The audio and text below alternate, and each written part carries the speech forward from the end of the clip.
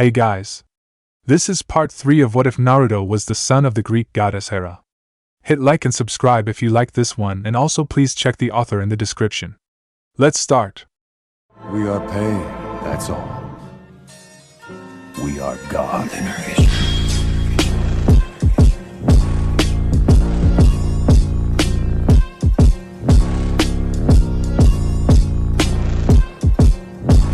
Chapter 11. Most of the campers were energized once Luke had been given his quest. Almost all of the adventurous half-bloods were hoping that Luke would pick them to go along with him on the quest. In fact, the teen had a small throng of would-be companions follow him to the big house so that he could visit the oracle. Zoe was understandably in a foul mood ever since Chiron revealed that the quest was to repeat Hercules' 11th labor. All of the hunters gave her some space to try and cool down, knowing that Zoe always got upset whenever this particular quest was issued. Even Artemis preferred to let her oldest friend have some space when she got into one of these moods. The campers knew that something was wrong with Zoe this morning, so they stepped even lighter around her than normal. Apparently, Naruto was the only person in Camp Half-Blood who did not get the memo to leave Zoe alone. He spotted her angrily pacing behind Cabin 8 from his perch on top of his cabin. The reason why Naruto was up on the roof of Cabin 2 was because he wanted to test his ability to discreetly climb without using chakra. As soon as Naruto noticed how bad Zoe's mood was, he jumped down to the ground and started walking towards Zoe. Just as Naruto approached Cabin 6, Zoe whirled around and verbally assaulted him. "What are you doing here, Uzumaki? Shouldn't you be in that pack of fools that wish to be part of the quest?" Naruto's eyes narrowed and he quickly shot back, "That tree belongs to my mother. Why by Tartarus would I want to steal an apple from it? My mother has done everything in her power to care for me while still obeying the laws. Now I don't know about you, but in my book stealing from my mother after everything she's done for me would make me lower than shit." Zoe was taken aback by the force of Naruto's reply. She was just about to retaliate when Naruto's words sunk into her head. She quickly realized that out of all the people in camp he would be the only other person to have negative feelings over Luke's quest. Zoe took a few deep breaths to regain control of her temper, and then spoke. "I suppose you would have a reason to not wish to be on this quest. But my other question remains. Why are you here talking to me, Uzumaki?" Naruto raised an eyebrow and quickly replied, "You're upset about something and I want to try and help you get back to your usual self." Very quickly Zoe replied, "There's nothing you can do to help me." Almost instantly Naruto replied, "That's not true. I could listen to you talk about what is bothering you. Perhaps I can offer you some advice or point out something you might have overlooked." Zoe gave Naruto a vicious glare, trying to force him to run away. To her surprise, Naruto took her glare head-on and wasn't affected by it at all. That fact ever so slightly raised her minute respect for him. Eventually, Zoe was forced to look away from Naruto and directed her gaze to the ground. "You couldn't possibly comprehend what my troubles are, boy. These troubles wouldn't happen to have something to do with the recently issued quest, would they?" Zoe's head snapped up when she heard Naruto say that. A small smirk appeared on his face and he continued. "Last night after my training I broke into Chiron's records of quests, and I found out something interesting. The quest to retrieve a golden apple from the Garden of the Hesperides has been issued 450 times, but it has only been successfully completed by Heracles and Marco Polo. Under Marco Polo's entry he makes mention that he was only able to complete his quest by gaining the advice of a nymph named Zoe Nightshade. Furthermore, he mentions that the reason he traveled to China was to capture a pair of Qilin as the nymph's price for her aid." A small smile appeared on Zoe's face as she thought about the mythical beasts from the Far East that Marco had given her all those centuries ago. "My lady found them to be most enjoyable sport." Naruto smiled and said, "So I take it that it's safe to say that you're the X factor that enabled Heracles and Marco Polo to succeed where others failed?" Zoe guardedly replied, "I suppose that such could be said of me, but that is all I will say on the subject." "That's fine, Zoe. Just remember that I will be here if you need someone to talk about this situation." With that said, Naruto walked away from Zoe after giving her one last smile. To Zoe's surprise, she found herself feeling better about that quest being brought up again after talking with Naruto than before. Perhaps it was due to her finding out that Marco Polo had acknowledged her help, unlike that man. 20 days later, Luke dragged himself back into camp with a field bandage covering the left side of his face and the rest of his body covered in bruises. One of the nearby dryads spotted Luke, picked him up, and started to carry him into camp. As the Dryad brought Luke towards the big house, several half-bloods spotted Luke and cried out in shock. Their cries quickly grabbed more campers' attention, quickly resulting in a stampede of half-bloods towards the big house. Only Cabin 8 and Naruto were not caught up in the stamp of worried half-bloods. They were all focused on a game of Go between Artemis and Naruto. Artemis had challenged Naruto to a board game of his choice to do something different, as she told him. In reality, Artemis was trying to get Naruto to see her as a friend instead of as a friendly teacher. It was step one in her plan to get him as her husband. She had been a bit surprised when Naruto suggested Go, and she was only vaguely familiar with the game. Tartarus, she wouldn't have even heard of the game if Apollo hadn't gone to Japan in the 1940s and had his craze for Oriental culture. The seemingly simple game was challenging Artemis, and she found the challenge to be exciting. Being in the middle of a contest also made it easier to talk with Naruto because she could focus on the contest instead of why she was talking with him. The commotion in camp pulled the duo's attention away from their game, and made them look at the big house. Naruto frowned since there was a worried and concerned note in the commotion instead of the cheering that should be there if the quest was successful. Naruto turned to look at Artemis and said, "Luke failed his quest, didn't he?" Artemis frowned and nodded her head. "We all knew that he would fail that quest since he didn't ask for the proper help or do the necessary research on his quest." Artemis's frown got harder. She briefly read Luke's mind. Foolish boy, he was so focused on his stupid pride being wounded over doing a quest that someone else had already done that he caused his companions to die from carelessness. Hermes will have a lot to answer for to the council over making such a gross mismatch of quest and champion. Demeter and Athena will see to that. Naruto looked down at his lap in shame. He knew that Luke had misinterpreted the oracle's prophecy when he picked one of Demeter's children as a companion for the quest. The line "success or failure rests with the gardener's aid" was referring to Zoe and not a member of Cabin 4. Before Luke left, Naruto had tried to tell Luke that he was making a mistake, but the older camper had brushed him off. Perhaps he should have kidnapped the young man and forced him to read the facts of the quest. Not that Naruto wanted the quest to succeed since Luke was supposed to steal from his mother, but he didn't want anyone to die either. Zoe also winced when Artemis stated that Luke's companions were dead. She might have been annoyed with those two boys because they were too proud for their meager accomplishments. However, that didn't mean she wanted them to die on this quest. She had hoped that they'd just be roughed up a bit and become a little less insufferable. A quick glance at Naruto told Zoe that Naruto was feeling just as guilty, if not more so, about the results of the quest than she was. Reading her lieutenant's mind told Artemis all she needed to know about the situation for Zoe and Naruto. She looked up at each of them and then said, "Either of you two is to blame for this disaster. It rests with Hermes and his son alone. Hermes should have known better than to give a quest that has misunderstood details popularly known. Luke should have properly researched his quest and kept his ego in check. The fact that he dismissed the advice of allies thinking that they were after a piece of glory removes any pity for his poor choices." Suddenly, the entire camp was filled with the sound of a bellowing bull. Artemis looked over at her hunters and noticed their startled and uneasy looks. They were still surprised with how Hera called all the gods to a council. Ever since power in Olympus shifted to Hera, the traditional crackle of thunder had stopped being used. The half-blood campers were startled by the bellow, but were not nearly as uneasy about it as the longer-lived residents of camp.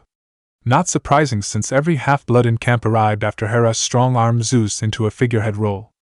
Artemis gave Naruto a small smile and said, "I have to go and likely deal with the fallout of this quest, so I will have to concede this game to you. Perhaps we can play it again, Naruto?" Naruto nodded his head and replied, "That would be great, Artemis. I look forward to our rematch." Hera scowled as she looked at Hermes with fury in her eyes. She noted as Dionysus finally walked into the council room looking like a deadbeat drunk. It was insulting that it took him 10 minutes to get to the council room while Artemis was seated in just over a minute. Once Dionysus sat down, she stood up to speak. "We are all here to discuss the disaster of a quest that was recently issued. Athena, read your findings." Athena stood up from her throne with her face an almost demonic mix of rage and grief. Charlie had been her wisest and most brilliant child in centuries. The fact that he was more of a scholar than a warrior had been the only reason she hadn't selected him for a certain quest. He had only agreed to join Luke on that accursed quest because he knew Luke needed someone with wisdom and cunning to help him on the quest. Now, instead of preparing to watch him get his masters, she had been preparing to bury him. She was going to make damn sure her son got the justice he deserved. Somehow Athena was able to calm herself down into a cold fury as she pulled out a scroll and began to read from it. It is my finding that Hermes has demonstrated criminal negligence in both selecting a quest for his challenge this cycle and in choosing a champion to complete the quest. The findings are as follows. In selecting a quest, Hermes broke 2 of the principal rules associated with the Council's edict regarding the selection of quests. The first rule broken was the rule of association. Hermes has had no connection to the Garden of the Hesperides from the heroic age or by significant request for aid by half-bloods attempting to complete a quest associated with the garden. The second rule broken was selecting one of the proscribed quests as his quest for the year. Hera shot Hermes a sub-zero glare to reinforce Athena's point. As part of the agreement to have yearly quests, each of the Olympians had been able to claim one quest as off-limits for one reason or another. Hera had put the quest for the golden apples on the proscribed list because she was tired of half-bloods trying to steal an apple from her tree. It was one of the few good things she had gotten out of her marriage to Zeus. Athena continued to read from her findings so she could get her pound of flesh from Hermes. In choosing a champion, Hermes demonstrated negligence on the following points. In terms of physical abilities, the half-blood Luke Castellan barely qualifies for high-risk quests. While he is first in terms of physical condition among his siblings, he is third in rank among the campers staying in cabin 11 and 15th in rank among the campers excluding the hunters. His half-blood heritage gifts are good all around, but not exceptional among his siblings in recent decades. Currently he has 15 living siblings, 2 who are in camp, who are significantly better than him in their stealing abilities, which is paramount for a quest like he was assigned. The only skill in which Castellan has demonstrated significant advantage over his siblings and other half-bloods in general is swordsmanship. A vital skill to be sure, but it is not particularly noteworthy for his assigned quest. In addition to a poor physical match for the position of champion, Castellan repeatedly demonstrated even worse mental preparedness for the quest. Not once did he investigate why Chiron mentioned Marco Polo. Further investigation on my part has revealed that Chiron gave his hint because he never received notification that the edict sealing certain details of the 11th labor has been rescinded. On a side note, investigation on that matter has been started. Castellan also rejected attempts by his fellow campers to inform him about certain details concerning his quest in the belief that said campers were trying to steal some of the quest's prestige. During the quest, Castellan devoted most of his mental energies towards private complaining that his quest had already been accomplished by another hero instead of receiving a new quest. Furthermore, he demonstrated poor judgment by insisting that his party continue the quest after Patricia Rose was grievously wounded outside of Albuquerque, using up most of their medical supplies to get her mobile. Patricia's weakened condition and the lack of medical supplies was the deciding factors in the conflicts that led to Castellan's companion's demise. All of the gods and goddesses then turned their gaze to look at Hermes, who was cringing. Hera then said as a matter of procedure, "Do you have anything to say in light of these charges, Hermes?" Hermes wisely kept his mouth shut as Hera had drastically changed Olympus's investigation and court proceedings. Hera cut more bull out of the old proceedings than even Athena knew had existed. Long and eloquent speeches that used to get so many deities off by boring the council were prohibited. Only the facts could be presented, and facts painted a very bad picture for Hermes. There was a minute of pause as everyone waited for anyone to speak up in defense of Hermes. Finally Hera broke the silence by speaking. The edict is quite clear on its agreed-upon punishments. Hermes is to forfeit half of his favor reserves for breaking the rule of association. The quests are suspended for 6 years, and Hermes is to be excluded from selecting a quest or champion for the next 12 cycles when the yearly quests resume for selecting a proscribed quest. This council must now move on to determining what action, if any, is to be done to Luke Castellan for his performance on the quest. Aphrodite pouted and said, "Do we really have to do anything? I don't recall any rules saying that half-bloods must, or even that they can be punished for failing to do a quest. Besides, the wounds poor Luke suffered will leave him scared in such a way that it will undoubtedly mar his good looks instead of enhancing them. That's got to be punishment enough." Demeter turned to Athena and gave the goddess a questioning glance. Athena frowned for a second as she remembered that there was no law allowing gods to punish demigods who failed quests. In fact, there was a law which prevented it. She'd have to get creative if she was to gain even part of her vengeance against the boy. No one caused her children to die and got away with it.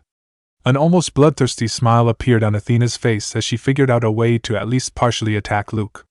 Aphrodite is correct, there is in fact a law that protects half-bloods from retributive action because of a god being upset that a quest was not completed. However, that law only provides protection for a half-blood who fails a quest. It does not give them blanket protection for any misdeeds they performed on the quest. Castellan directly caused the death of his companions because of negligence, and for that justice demands he be punished.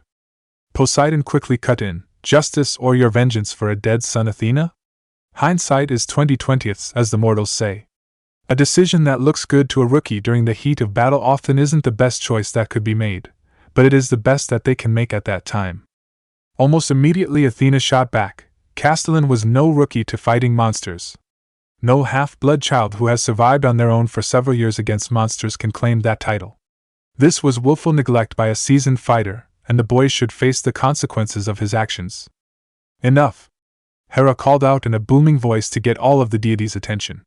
"These proceedings are not to be bogged down with philosophical debate. The fact is that 2 demigods under Luke Castellan's command died during his quest. We will now vote whether or not he needs to be punished for this. If he is to be punished, we will then decide what his punishment is to be. Let the voting commence now." The rest of summer passed faster than Naruto expected, and before he knew it, he was celebrating the last day of the summer session with the traditional banquet. To Naruto's surprise and great fortune, Hera had arranged for her weekly visit to be during the banquet so that they could have dinner together. One could almost imagine that Naruto and swapped places with Apollo because of how bright his smile was over having dinner with his mother. Around Naruto's neck was his necklace with a single bead. On the bead there was the picture of a girl shooting a bow. Naruto had pushed and got the other campers to agree that having a goddess join camp as the archery teacher was the most momentous event during the summer session. It was at least better than having the bead commemorate the disastrous summer quest. Luke's quest had become a taboo subject in Camp Half-Blood when Artemis and Dionysus had returned from the council session a little over a month ago. They informed the campers that the yearly quests would be suspended until further notice. Chris Rodriguez was quietly promoted to counselor of Cabin 11, and the temporary swordsmanship trainer who had been filling in during the quest was given the position permanently. Most of the Olympian Council felt that removing Luke from positions of authority in camp was the best way to handle his inability to be a leader. Hera smiled at Naruto, proud at how well he had done for his first summer at camp. Part of her wished that he had chosen to become a year-round camper. However, she could respect that he was returning to Alaska so that he could be with his mortal friends. It would also give him greater opportunity to train his shinobi abilities. The night training once a week kept Naruto's skills up and improved them slowly, but it didn't give him the edge that Hera knew he need one day. She had sent Tsunade a dream to request permission for Naruto to teach the shinobi arts to the campers. Without Tsunade's permission, Hera knew that Naruto would refuse to teach any half-blood even if she and all of the Olympians ordered him to do so. That loyalty filled the goddess's heart with pride, since a man should keep his word. If she had judged the time shifts correctly, Tsunade should be able to give her a response sometime in January or February, since Hera had set up the dream message to start again when Tsunade next went to bed. Naruto ended Hera's musing by holding a plate near her and saying, "Baklava, Mom?" Hera blinked her eyes in surprise before she happily took a few pieces for dessert. Once Hera had her dessert, Naruto placed a few pieces on his plate and returned the plate with the remaining baklava to the dessert table. As soon as Naruto returned to the table, he attacked his dessert with as much gusto as table manners allowed. Baklava had quickly become his favorite dessert since he came to Earth. Chiron soon announced that campfire songs would start in a few minutes after everyone had a chance to wash their hands. Hera smiled at Naruto and said, "Sadly, it's time for me to leave again, Naruto. I love you." Almost immediately, Naruto pulled Hera into a hug and replied, "I love you too, Mom. I can't wait to see you again next week." Hera kissed Naruto on his forehead and then disappeared in a cloud of leaves. Some of the campers sent Naruto jealous glares that he again got to spend time with his mother. Sure, Hera had quickly become one of the more popular goddesses in camp since she often joined in the camp games, but they wanted to spend time with their divine parents as well. At least she often would pass along messages from the gods and goddesses to their kids. Those messages made the campers feel a lot better. The campfire sing-along lasted its usual length of time. Naruto still wasn't too thrilled about singing. However, his annoyance at singing didn't dampen his joy at spending time with friends and family. Once the sing-along was over, Naruto got up and headed to his cabin. Along the way, he would occasionally wave to a camper or two, and once he even waved to a hunter, as he made his way to cabin 2. The hunters were still guarded around everyone else in camp, but they had warmed up a good deal as long as someone didn't try to get fresh. Naruto had noticed that many hunters kept their eyes on him as if evaluating him for something. Probably for that mysterious task that Artemis was eventually going to want him to do. Once inside his cabin, Naruto quickly sealed away his luggage for the trip back to Alaska in the morning. He then turned off the lights and hopped into bed, hoping that Morpheus wouldn't send him dreams that were too bizarre. Now in the 7th grade, Naruto was embarking on his most perilous task yet, a field trip to the state capital of Juneau. For most middle school students, the 2-day field trip was party time. It was a chance for them to have time with their friends away from their folks. However, it was a totally different story for Naruto since he had passed the absolute limits of Olympus's influence an hour ago. He was completely on his own and couldn't even hope that a prayer would be answered, as it was likely that the Olympians wouldn't even be able to hear a prayer from his current location. Every bump on the road had Naruto ready to bring out his lucky bat as he kept his kanabo in hand's reach at all times. What really put Naruto on edge at the moment was the fact that the bus was driving along a coastal mountain road with a lot of trees on the mountain. Everything about this stretch of road screamed prime ambush area to the shinobi. Arnold looked at his friend and said, "Hey Naruto. How was your weekly Skype game with your friend from that summer camp?" Naruto sighed and replied, "I still haven't won a single game of chess. Luckily, we'll be starting to play Go next time, so I have a good chance of winning that game. Artemis isn't nearly as familiar with Go as she is with chess." Artemis and Naruto had gotten into the habit of playing strategy games with each other at Camp Half-Blood and had decided to continue it after the summer session was over. Iris had been very accommodating by letting the duo play a game once a week over Iris Message. The goddess of rainbows thought it was great to have front row seats to observe the maiden goddess trying to court a guy. Arnold nodded his head, still having a bit of trouble wrapping his mind about the real world that Naruto had introduced him into. Over the summer, while Naruto was away, Arnold had become acquainted with some of the local spirits who lived around town. Many of them had been amused to spend time with a clear-sighted mortal. Arianwen, the dryad of a wide oak in the town park, had been especially friendly to Arnold, much to his confusion and later Naruto's amusement. The semi-jovial atmosphere between the two friends ended when they heard the sound of a tree falling. Instantly, the bus driver slammed on the brakes, but he was unable to prevent the bus from hitting the downed tree.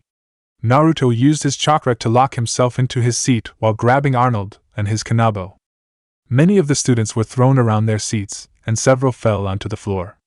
As soon as the bus stopped moving, Naruto looked around to check out the state of his fellow students. Almost everyone had bruises, but there were no serious injuries. Just as Naruto finished looking at everyone, one of the girls screamed out, "Oh my God! There are grizzly bears approaching us." Everyone turned to look at the bears approaching the bus. While many students started to scream, both Naruto and Arnold frowned as they saw what was really lumbering towards them. Half a dozen 11-feet-tall men wearing suits of fur and mail lumbered down the mountain towards the bus. All of them were armed with wicked-looking battle axes that were dripping with fresh blood. Naruto and Arnold turned to look at each other, and Arnold sighed, "Can't we ever have a normal field trip?" Naruto chuckled as he punched out the window he was sitting next to on the bus. "With me on the bus, no way, Arnold." Naruto quickly jumped through the window and hit the pavement running. Some of the giants spotted his movement and turned their heads to look at the shinobi. Naruto firmly held his kanabo in his left hand while forming a Rasengan in his right. He then let loose a wave of killing intent to get the giants' attention. All 6 giants turned to look at Naruto and growled. The lead giant called out, "Get the aunt's child. Whosoever brings me his skull can spare one of the women for company tonight." 3 of the giants immediately roared out in joy as they rushed towards Naruto at speeds faster than a sprinting deer. One of them immediately tried to split Naruto in half with his axe. The axe missed by a hair and dug a gash into the road before the giant pulled the axe out without breaking his swing. Naruto blocked the swing from the next giant with his Rasengan, creating a sonic boom from clash of the weapon and attack. Part of Naruto was shocked that his attack didn't break the axe, but he kept calm and slammed his kanabo into the shaft of the axe. Naruto's weapon smashed through the wood of the axe to the giant's astonishment. He quickly followed up by planting the kanabo on the road and jumping up to deliver a mule kick to the giant's face. The 3rd giant tried to chop Naruto down his waist while he was in midair. Naruto was able to twist out of lethal range of the attack, but the blade of the axe still scraped his back, drawing blood. Naruto landed on the ground and quickly started to run to better ground. As he was running, the giant who had successfully hit him used his finger to pick up some of Naruto's blood from the axe and tasted it. The giant frowned and muttered, "Something isn't right about this once. His blood tastes of the Vanir, but there's something new and foul partially covering the taste." One of the giants shot back, "Who cares if the once tastes foul? We haven't seen any once in years, and even a foul-tasting one would be a delicacy. Besides, the men children in that bus will be enough food for all of us." Naruto quickly summoned a dozen clones, and together all of the Narutos used the Shuriken Shadow Clone technique on Shuriken with explosive seals in the center. The cloud of metal death quickly hit the three giants and tore the road to shreds. Naruto jumped a few feet to the side just in case and created a dozen more clones to try and save his fellow students from the giants attacking the bus. Naruto's fears were confirmed when two axes flew out the smoke and killed three of his shadow clones. The smoke quickly cleared enough for Naruto to see the three giants. Their arms and faces were covered in bloody cuts and the furs on their outfits were torn to shreds. However, their male suits were in perfect condition. The barely teenage shinobi threw exploding cards at all six giants and started calling them names to get all of them to focus on him. As he did this, he tried to think of a way to deal with the current situation. Using the Kyuubi's chakra seemed like the best solution to take these monsters down, but he had his fellow students to think about. That chakra was way too dangerous to use around civilians, especially when he was trying to protect the civilians. He also had to avoid bringing the forest down or even worse triggering an avalanche. Another headache for Naruto was the fact that the giants weren't about to leave the bus alone. Twice he tried to draw them away only for some of the giants deciding to head back to the bus. Nimbly the shinobi dodged another axe swing and slammed his kanabo into the giant's chest. The giant was literally forced a foot back from Naruto due to the force of the impact. However, the giant merely grunted and continued to attack. Was it the giant's armor that was protecting them, or were they somehow immune to the effects of celestial bronze? Naruto swerved away from a kick and then slammed his down on the exposed knee. The giant howled in rage as his knee broke and twisted in an unnatural manner.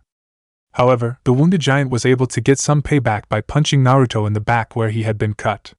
The punch sent the shinobi flying towards the guardrail, which Naruto broke through at the cost of 2 ribs. As Naruto fell towards the ocean below, he felt true fear for the second time in his life. How was he going to save everyone in this condition? A pair of strong arms caught Naruto just before hitting the ocean waves. Naruto blinked his eyes in shock as a breathtakingly beautiful woman with fiery red hair held him close. Out of the corner of his eye, Naruto could see that his savior was riding a golden motorcycle that was flying in the air towards the bus. The woman smiled and said, "Rest, brave aunts. You battled well against so many Jotun for one who has so recently entered the Northern Realm. But now you must rest, for I do not think it is your time to enter Valhalla or Folkvanger." Trying to keep conscious, Naruto whispered, "Please save them." He was barely able to finish his request because of the pain. The goddess smiled and said, "Do not worry, child. Isuna, goddess of the sun, will see to your companion's deliverance from the Jotun this day." Chapter 12. Suna drove towards the Jotun, surprised at what the aunts, as the residents of Asgard called the living hybrids of men and gods, had accomplished on his own. Most aunts knew to leave the Jotuns to the Einherjar, or the Valkyries. As the enemies of the gods, the Jotuns could only be slain by a resident of Asgard. For an aunts to even wound a single Jotun was worthy of song and spoke of the child's power. It also spoke well of his character that he was fighting to defend his companions. Just seconds after Suna grabbed Naruto, she parked her motorcycle on the roof of the bus. She then leapt off of the motorcycle and set Naruto down on the roof. With the same unbroken movement, Suna whirled around and stretched out her hand, forming a small flame. As Suna then moved her outstretched hand in a large circle, a series of runes made of flame appeared floating in the circle. She quietly chanted, "Runic arts, protection of Yggdrasil's branches rune." Energy in the shape of a tree branch poured out of the circle of runes and quickly wrapped around the bus in a protective embrace. All 6 Jotun stared at Suna in utter hatred. The goddess's arrival and that infernal barrier she had created would make getting dinner a hell lot harder for them.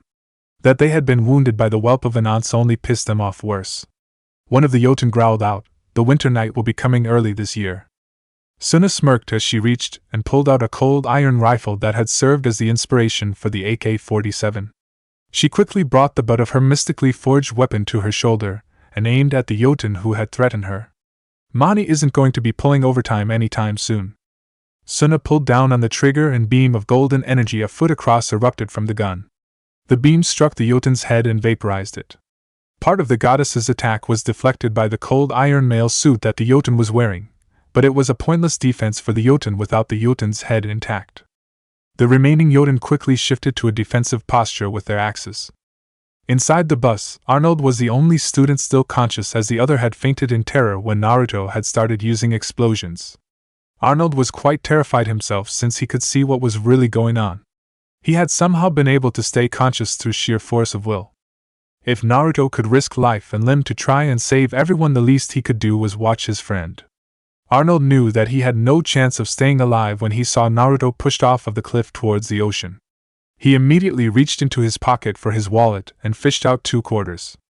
Just as Arnold was about to swallow the coins, he saw Tsunade drive up to the bus's roof carrying Naruto with her. Perhaps he wouldn't have to meet the ferryman just yet.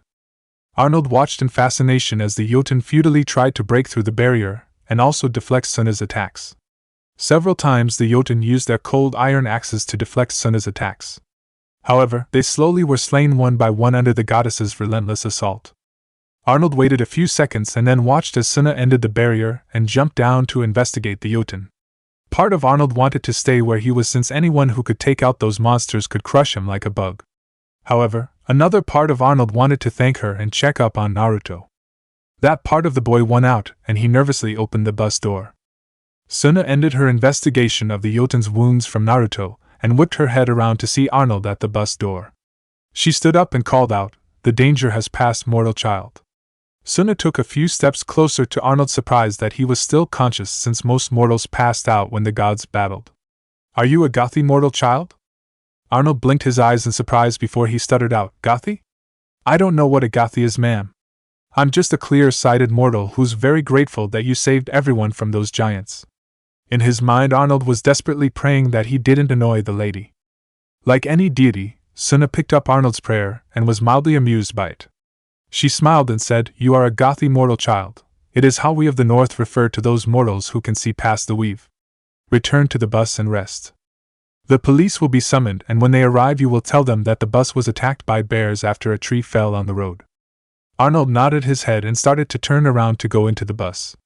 However, he stopped and nervously turned his head around. What about Naruto? A pensive and conflicted look crossed Tsunade's face as she headed closer to the bus. She looked back at the Jotun remains that were starting to melt away. After a second she said, "Naruto will be coming with me for treatment. Worry not for your friend, for he will be returned before the end of 2 days. Know that the weave shall be altered so that regular mortals will believe he was home with a cold." Tsunade then jumped onto the bus roof, grabbed Naruto, got on her motorcycle, and drove off over the ocean. High above Moscow, beyond the reach of any mortal means, similar to its western counterpart Olympus, floated the massive fortress city of Asgard.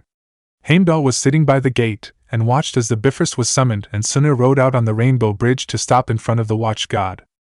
He stood up and said, "What brings you back to Asgard so quickly from your hunt?" Tsunade pointed to Naruto, who was currently lying across her lap. "I found this Ants fighting off 6 Jotun whom he managed to wound in Alaska. I slew the Jotun and brought him here for treatment." Tsunade's face became deadly serious as she continued. "Heimdall, his name is Naruto Uzumaki." The watch god recoiled back from shock and stared at Naruto's unconscious body in disbelief. "That's impossible, Tsunade. The Uzumaki lived in Alfheim. No mortal from that realm has stepped foot in Midgard since the first men were sent there to survive the Abyss War and the Ragnarok of the First Era. Besides, the Uzumaki were destroyed when their village was sacked. Impossible or not, this has happened, Heimdall. Now will you open the gates so that I may take the boy to see Idun for treatment?" While Tsunade might have phrased it as a request, there was no doubt in the god's mind that he had received an order. Heimdall really did not want to get into a fight with the goddess and promptly opened Asgard's gate so that Tsunade could drive through. Asgard was composed of dozens of halls mixed in with markets and training grounds. The buildings all had stone foundations and were built out of the strongest and most beautiful woods one could find in the north. While practical, the buildings were also decorated with wood carvings showing pictures of nature, accounts of the past, and dozens of battles. Asgard's roads were made of carved granite and weaved around the buildings in a flowing manner. Inside its walls, the city sat on a hill, so the halls with Valhalla at the very top and center of the city. Suna quickly drove down the twisting roads until she got to Idun's hall, which served as Asgard's hospital. The sun goddess quickly parked her bike, picked up Naruto, and hurried into the hall. As normal, the beds in Idun's hall were filling up with Einherjar who were rapidly healing through the hall's power. There was a flash of light as another terribly wounded Einherjar was transported from the battlefield to a bed. Suna smirked as the Einherjar tried to get up only for Idun to spot him and punch him out. When will most Einherjar learn that just because the hall can heal you in an hour or two does not mean you can start fighting as soon as you wake up in the hall? Idun quickly spotted Suna and walked over to her fellow goddess. A smirk appeared on Idun's face and she teasingly said, "Have you been taking lessons from Saijin? You do realize that if you're going to play rough, you and your partner should have a safety word set up." An atomic blush appeared on Suna's face as she stuttered out, "Idun, how can you say such a thing?" The healer goddess continued to smirk as she reached out to grab a hold of Naruto. "Well, Suna, what else am I supposed to think when you come barging into my hall holding a very attractive if a bit young aunt in your arms? But enough teasing for now. Who is the boy and how did he get hurt?" Idun took Naruto from Suna and started walking towards an empty bed with the other goddess following her. In a crisp manner, Suna stated, "The young man's name is Naruto Uzumaki. I discovered him fighting the remains of that Jotun clan in Alaska that the band of Valkyries assigned to that region was searching for. He wounded them while trying to defend a bus full of mortal children, and was injured in the process. I rescued him, slew the 6 Jotun, and brought him here for treatment. Do you have any further questions, Idun?" "Yes, but not from you, Suna," Idun quickly said as she placed Naruto in the free bed. Idun then raised a finger causing it to glow with green energy, and drew a spiral half a foot in the air above Naruto's head. Once Idun removed her finger, the spiral started to spin around quickly, picking up speed until it looked like a solid circle. Naruto's chakra network started to glow, and it quickly became bright enough to be seen by the naked eye. With a snap of her finger, Idun cancelled the rune, which in turn stopped Naruto's chakra network from glowing.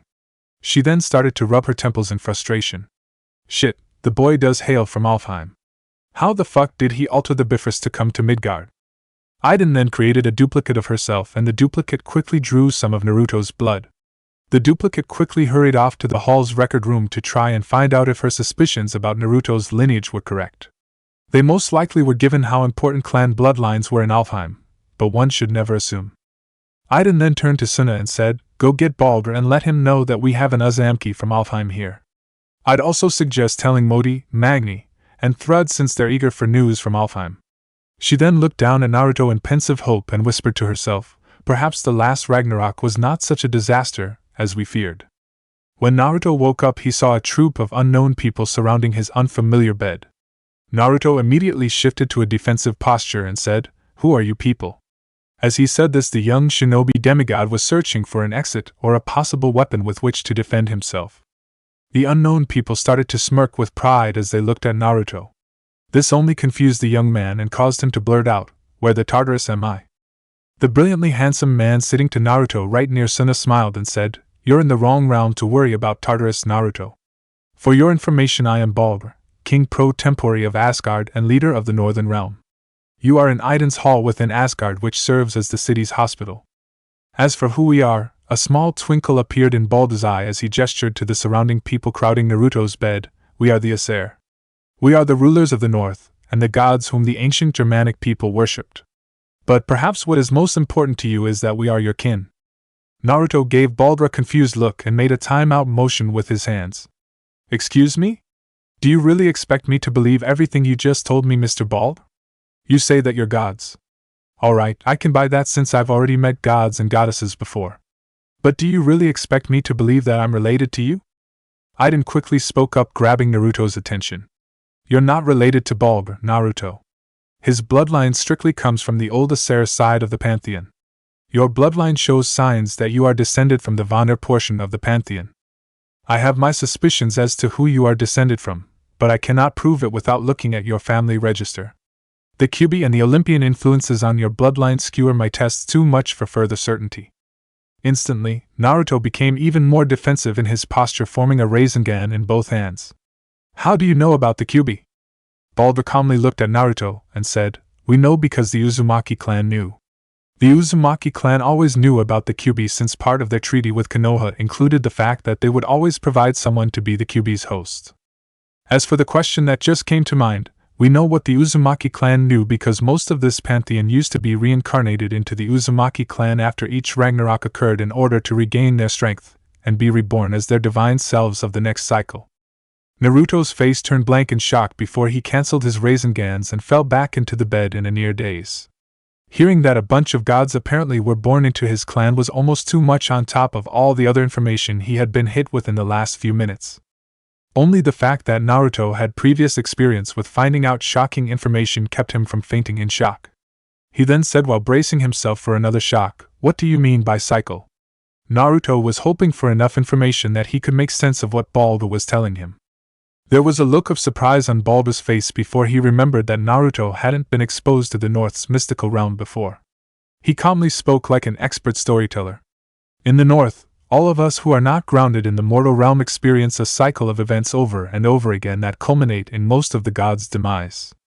Out of this destruction, the gods are soon reborn to continue the cycle of events. We call this destruction and reset of the cycle Ragnarok, which is known to regular mortals in a slightly distorted form. All the gods and goddess who are killed during Ragnarok have their souls sent to the elemental countries which are known on Earth as Alfheim. Once in the elemental countries, those divine souls are reborn as mortals so that their souls can recover and upon their mortal death, after a long life ascend back to their status as Aesir. By a long-standing pact with the kami of the elemental countries, all Aesir have been reborn into the Uzumaki clan. The clan's unique chakra and vitality quickly revitalizes slain deities' souls, allowing them to be completely reborn after a single lifetime, whereas it would take a deity soul a dozen mortal lifetimes to regain its strength if it was reincarnated into any other mortal line. Our presence in the Uzumaki clan also helped the clan by reinforcing and strengthening the clan's bloodline. Even regular clan members who were not reincarnated Aesir gained powers that rivaled the greatest avatars of the kami. We also imparted into the bloodline an innate understanding of seals since they are the equivalent of runes. It was rather easy for Naruto to digest this latest revelation from Balder. The Uzumakis had apparently been some sort of mystical therapy clinic for the Norse pantheon every time they managed to get themselves killed. That might explain why his mother's mortal half had been born into the Uzumaki clan instead of being born into any other clan. A sudden thought came to Naruto and he blurted out, "You aren't implying that I'm a reborn Aesir, are you?" A round of chuckles erupted from the gods and goddesses surrounded Naruto. Iden was the first to regain her composure, and she said, "No, Naruto. The Kyuubi's presence was too powerful and close during your conception for an Aesir soul to be reincarnated as you. Your parents were probably living in the same house or possibly the same city block as the previous Kyuubi's host." Naruto cut Iden off in a deadpan tone of voice. "My mother Kushina Uzumaki was the Kyuubi's previous host." Balder nodded his head and then turned to face one of the Valkyries who had accompanied him into Iden's hall and was currently standing by the door. "Go with all haste and fetch Mjolnir and Gerd. Also you are to inform them of Naruto lineage so that they may prepare a place for him in their hall for his stay." Balder turned to another Valkyrie and said, "Go to the cooks of my hall and inform them that I want the best mead brought out for tonight's dinner, and that it is to be a proper feast of celebration. Hurry everyone, we have much work to do to prepare for tonight, and not much time left." Most of the assembled gods and goddesses quickly left to prepare for the sudden feast. Suna and Iden remained in the hall with only Suna staying next to Naruto. Suna saw the look of confusion on Naruto's face and decided to explain things to him. Kushina Uzumaki was the daughter of Natsu and Urza Uzumaki. Suna waited for Naruto to confirm his grandparents' names, which she honestly didn't need. Only one Uzumaki had been living in Konoha when the clan's village had been destroyed, and the name Kushina stood out in the clan. Natsu and Urza were the reincarnations of Freyr and Gerd. That makes Gerd your grandmother and Mjolnir your uncle. Naruto quickly accepted this, as having divine relatives really wasn't a shock to him anymore. However, something bugged him and he asked his savior, "What about Freyr? Why didn't Balder ask for him to know about me?" A depressed look appeared on Suna's face as she spoke. "Freyr has been in a coma ever since he was revived after the last Ragnarok. When the Uzumaki clan was nearly driven to extinction before the Second Shinobi War, it caused havoc for us in Asgard. Several Aesir had their mortal lives cut down before their souls could completely heal, causing them to ascend back to their Aesir self in a permanent coma. Others, such as Odin and Thor, had their mortal selves killed far too soon, forcing them to be reborn again as mortals from regular lines. It could be centuries before those Aesir rejoin us, which has everyone in Asgard concerned. Once Naruto heard this, he started to become depressed. It had already been hard for him to deal with the Uzumaki massacre when he had found out about his clan's near-complete destruction years ago. Unlike the Uchiha massacre, the Uzumaki massacre had been kept quiet by the various powers that be in Konoha and other shinobi villages for several reasons. Independent clans were often destroyed by attackers in that era, so it wasn't newsworthy in that regard. Konoha tended to keep quiet because the loss of a major ally seriously hurt the village's credibility. The fact that it took a force of 5,000 high-level ninjas from 3 major villages and a dozen minor villages to kill a clan of 127 shinobi at a 70% casualty rate for the attackers was another factor in keeping it quiet. Every village remotely connected to the Uzumakis, and the massacre had their power and prestige questioned. The power instability caused by the massacre directly led to the Second Shinobi War. Having the Uzumaki's destruction brought up again reopened a wound in Naruto's heart. He had been able to make his peace with the event since it happened so long ago, and he had his mother. His finding out that there was other members of his clan out there who were still hurting from the massacre just hurt him as well. Suna put her hand gently on Naruto's shoulder to try and cheer him up. Something about Naruto made it seem like crime against nature for him to be depressed. Don't cry over the past. Everyone here in Asgard has made their peace with what happened. Now is a time for celebration. We have found out about a family member that we didn't know about before who is strong and healthy. Now why don't you get up so that you can meet your grandmother and uncle on your feet instead of in that bed? There are a few rules one needs to know before going to the nightly feasts at Valhalla. First, you do not talk about the feasts at Valhalla. Second, only 2 guys or gals are allowed into the ring at a time to fight as part of the entertainment. Third, the fights last until someone forfeits or one of the contestants is knocked out. Finally, you automatically go into the ring on your first time at a feast. Naruto was currently going head-to-head in a boxing match with Baldur's half-blood. Naruto meant aunts as he was still getting used to the Norse terminology, son Joachim Broden. There were cheers erupting from the surrounding gods, goddesses, Einherjar, and Valkyries as the fight between the 2 aunts fought it out. Naruto had an advantage in pure strength over the older demigod. However, Joachim was fully grown, giving him a reach advantage, and the rock star had a great deal of experience in boxing compared to the shinobi. The boxing match had already lasted 10 minutes and the bets were starting to get fervor pitched. Finally, Joachim was able to exploit an opening in Naruto's defense and unleash a fury of headshots. Naruto had to accept the punches as any use of a jutsu would be an automatic forfeit. Joachim's last punch sent Naruto sprawling onto the floor. Naruto's head hit the ring, and he was dazed enough that he stayed down just long enough for a ring out to be declared. Mjolnir quickly entered the ring to help Naruto to his feet, while payouts were collected. Joachim left to rejoin his mortal friends who had been given special passes into Asgard so that his band could perform for the evening. Once Naruto was on his feet, Mjolnir gave him a good thump on the shoulder before pulling the young man into a bear hug. Mjolnir and Naruto quickly exited the ring so that the Einherjar Gustavus Adolphus and Simo Hyha could start their boxing match. Uncle and nephew quickly headed to a table loaded with roast boar, hearty bread, bowls of thick stew, plates filled with cracked nuts and fruits, and ready mugs of mead. Naruto wiped the remaining blood from his face just before he sat down next to his grandmother Gerd. Mjolnir quickly walked around to the other side of the table, and sat down opposite Naruto and grinned. Great showing in the ring, Naruto. You almost had Joachim out. We just need to get you to practice boxing a bit more, and you will soon be dominating the ring. Gerd smiled at Naruto and added her opinion. Your uncle is mostly right. It should be relatively for you to win against the newer Einherjar and the few other aunts. However, I'm a bit hesitant to make the same claim about your chances with the older Einherjar and most of the Valkyries given their centuries of experience. Gerd then took a strong swallow of her mead before speaking again. So Naruto, how is your mother doing? I still am having a bit of trouble wrapping my mind around the fact that little Kushina is actually an Olympian goddess. Naruto ripped off a leg from the boar and put it on his plate. He then turned to look at Gerd and replied, Last time we talked, Mom was doing alright. I don't know who's going to have it worse, me getting used to all of this or Mom finding about this side of the family. Gerd frowned and said, You might want to hold off on informing Kushina about us, Naruto. At least, wait until you can talk to Balder about it. The 4 pantheons haven't always gotten along ever since the alliance of 4 kings was sundered in the after effects of the Abyss War before the first Ragnarok. The fact that the West does not have a king makes that particular pantheon harder to get along with the others. Naruto quickly turned to look between his grandmother and his uncle. What do you mean that the West doesn't have a king? Zeus rules Olympus even if it is mostly in name ever since Mom took most of the actual power ruling Olympus. Gerd shook her head slightly as if she were explaining something to a child. Think for a moment, Naruto. Haven't you ever wondered about Escalip and his other associates known in Native American folklore? He and his companions are part of the first generation of deities in the West. Have you ever heard Escalip mention a great spirit? Naruto nodded his head while wondering how Gerd knew all of this about him. Hera didn't know anything about Escalip as far as he knew, and he had regularly been talking with his mother for several years. What Naruto didn't know is that the Council of Regents had contact with the other pantheons. The Aesir had known for over a year that Escalip had taken on an apprentice demigod who lived in Alaska.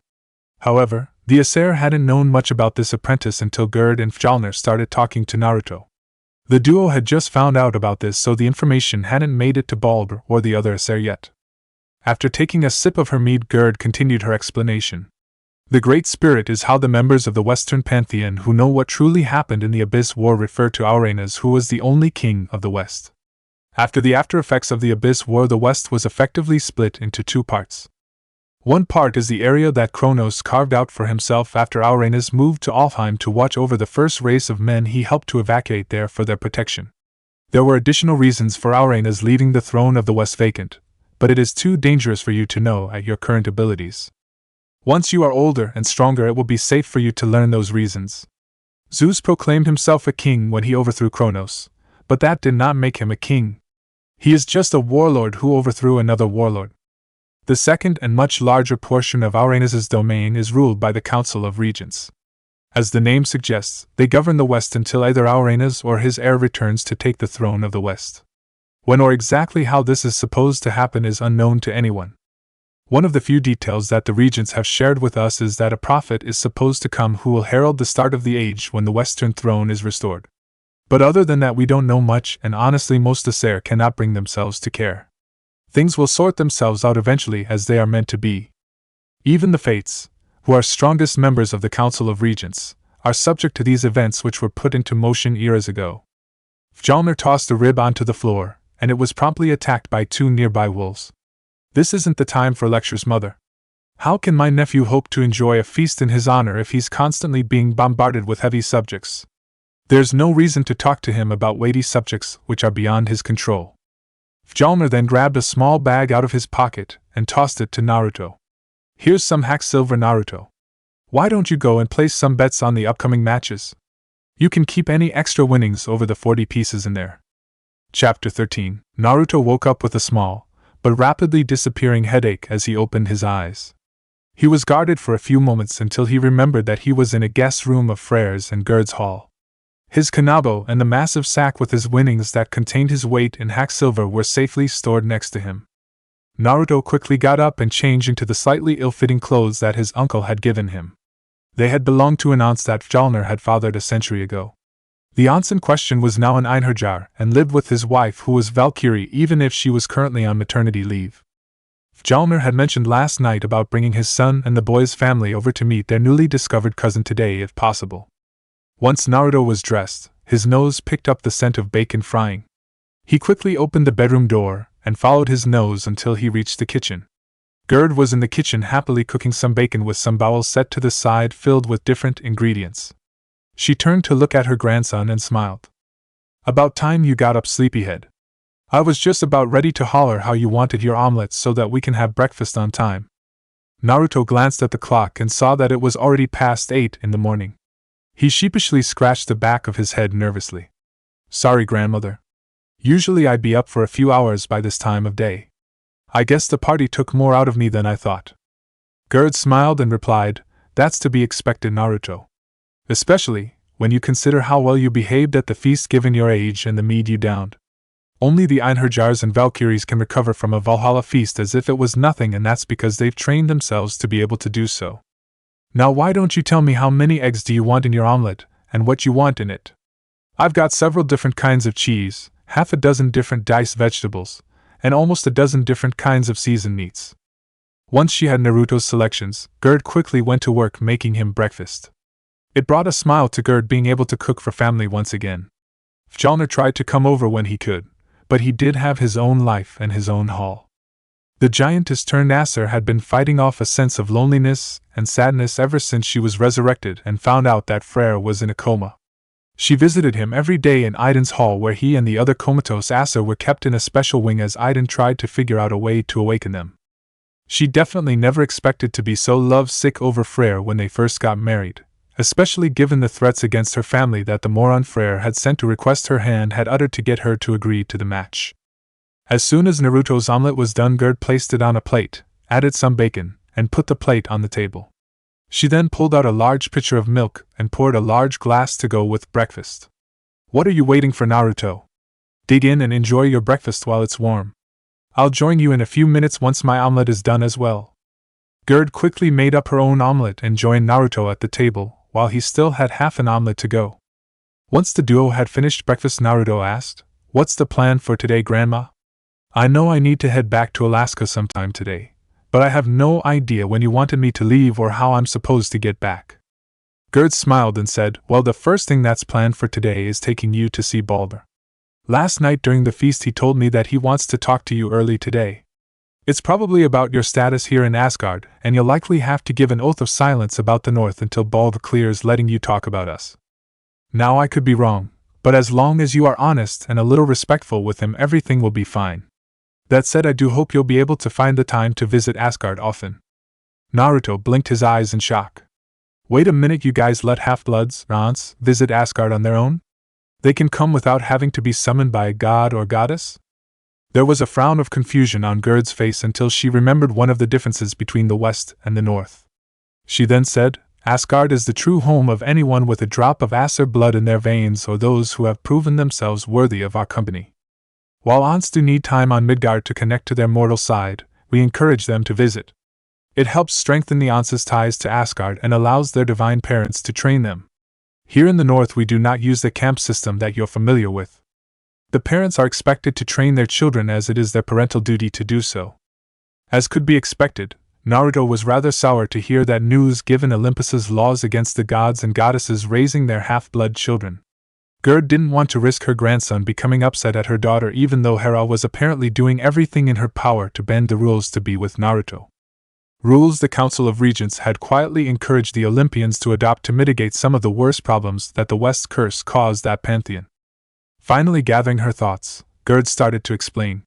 "Naruto, you shouldn't feel upset over what the Olympians do to keep separate from their mortal children. When the alliance of 4 kings was broken after the Abyss War, each pantheon had to draw lots for a curse. Why we had to do so isn't important at the moment, and it is too dangerous for you to try and look up given your current strength, so please just accept what I am about to tell you and keep it to yourself. The 4 curses were pestilence, war, famine, and death. Each curse affects both the pantheon and has side effects in the regions of Midgard under the pantheon's jurisdiction. As you might have guessed, the North received the curse of death, which is why we have Ragnarok, in which almost all Aesir die each cycle. It also drastically increases the severity of our winters due to that season's ties with death. The South drew the curse of war, which is why the lands under that pantheon are plagued by wars and skirmishes more than any other region. The East drew famine, which is why you can find comparatively so many poor in their regions. The West drew the curse of pestilence. Now, the only reason why the West hasn't collapsed at times from plagues is that both the Council of Regents and the deities of Olympus, who are remotely connected to healing, all work their asses off keeping disease in check. Their mortal children and their descendants have also worked tirelessly to help heal mortals. That's partially why there are so many medical research centers in the West. Even still, they cannot spot every plague like the Black Death and the Spanish flu epidemic show, for example. When it comes to deities, the Council of Regents has been less forthcoming about how their curse affects them. All I or any other Aesir knows is that they call the part of the curse which affects deities the corruption, and it only builds up in each passing generation of deities. The other major detail they've disclosed to us is that the corruption is aggravated when the Western deities spend time around aunts, and it gets drastically worse when the aunts is of their own blood. In return, it brings out the worst traits in the aunts." Naruto frowned as he thought back to his time at Camp Half-Blood. Dionysus always seemed grumpy and Artemis had seemed on edge about something. But there was nothing suggesting that they were sick. Heck, his mother seemed perfectly normal to him, and she had been visiting him for years. He frowned and said, "That doesn't quite match up with my interactions with the Olympian gods." Gerd nodded and thought back to what Naruto had said about his time at Camp Half-Blood during the feast. She then explained, "Naruto, the corruption takes time to get worse. I'm talking years and years of constant exposure. Furthermore, you've only interacted with Artemis, Dionysus, and your mother in that dual-natured form, correct?" Naruto quickly nodded his head, and then Gerd continued, "In all honesty, you haven't interacted with a typical Olympian who's had their corruption aggravated. And you won't if your experience stays limited to just those three. Dionysus was originally an Once, which gives him an innate resistance to the corruption getting aggravated and broadcasting those effects onto Onces. Hera will have an even more extreme version of that resistance since she's figured out a way to keep her human nature. A feat, I might add, that no Aesir has ever done or even thought to try. As for Artemis, I've been told that she's built up an impressive resistance to the corruption and natural ability to mitigate its effects in her over the millennia because of being near her hunters. But make no mistake, Naruto, the corruption is a very serious matter. It once got so bad that the Council of Regents had to request Asgard's help in dealing with it.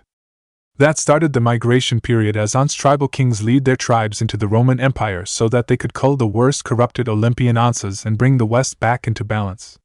I know that all of this doesn't quite make sense to you, but I only know part of the story. Only a regent like your teacher Sklup can fully explain everything to you, and I'm sure that he won't talk until he's sure you're ready to handle that information." Baldur was sitting on Asgard's throne with his father's ravens resting on their perches and whispering what they had learned into his ears. The seemingly young god frowned at having to yet again spend another day ruling his father's kingdom. If he could pray, he would have been begging whatever power could be above a god to speed up Odin's return. It was Odin's place to be king, and not his. Hell, if Baldur could find someone better suited to be regent in his place until Odin's return, he'd happily give up the throne right now.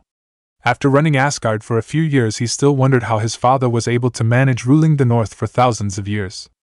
Baldur could easily see why the Eastern king shattered himself into 3 new deities to take shifts as ruler, and why the Southern king had slipped into dementia.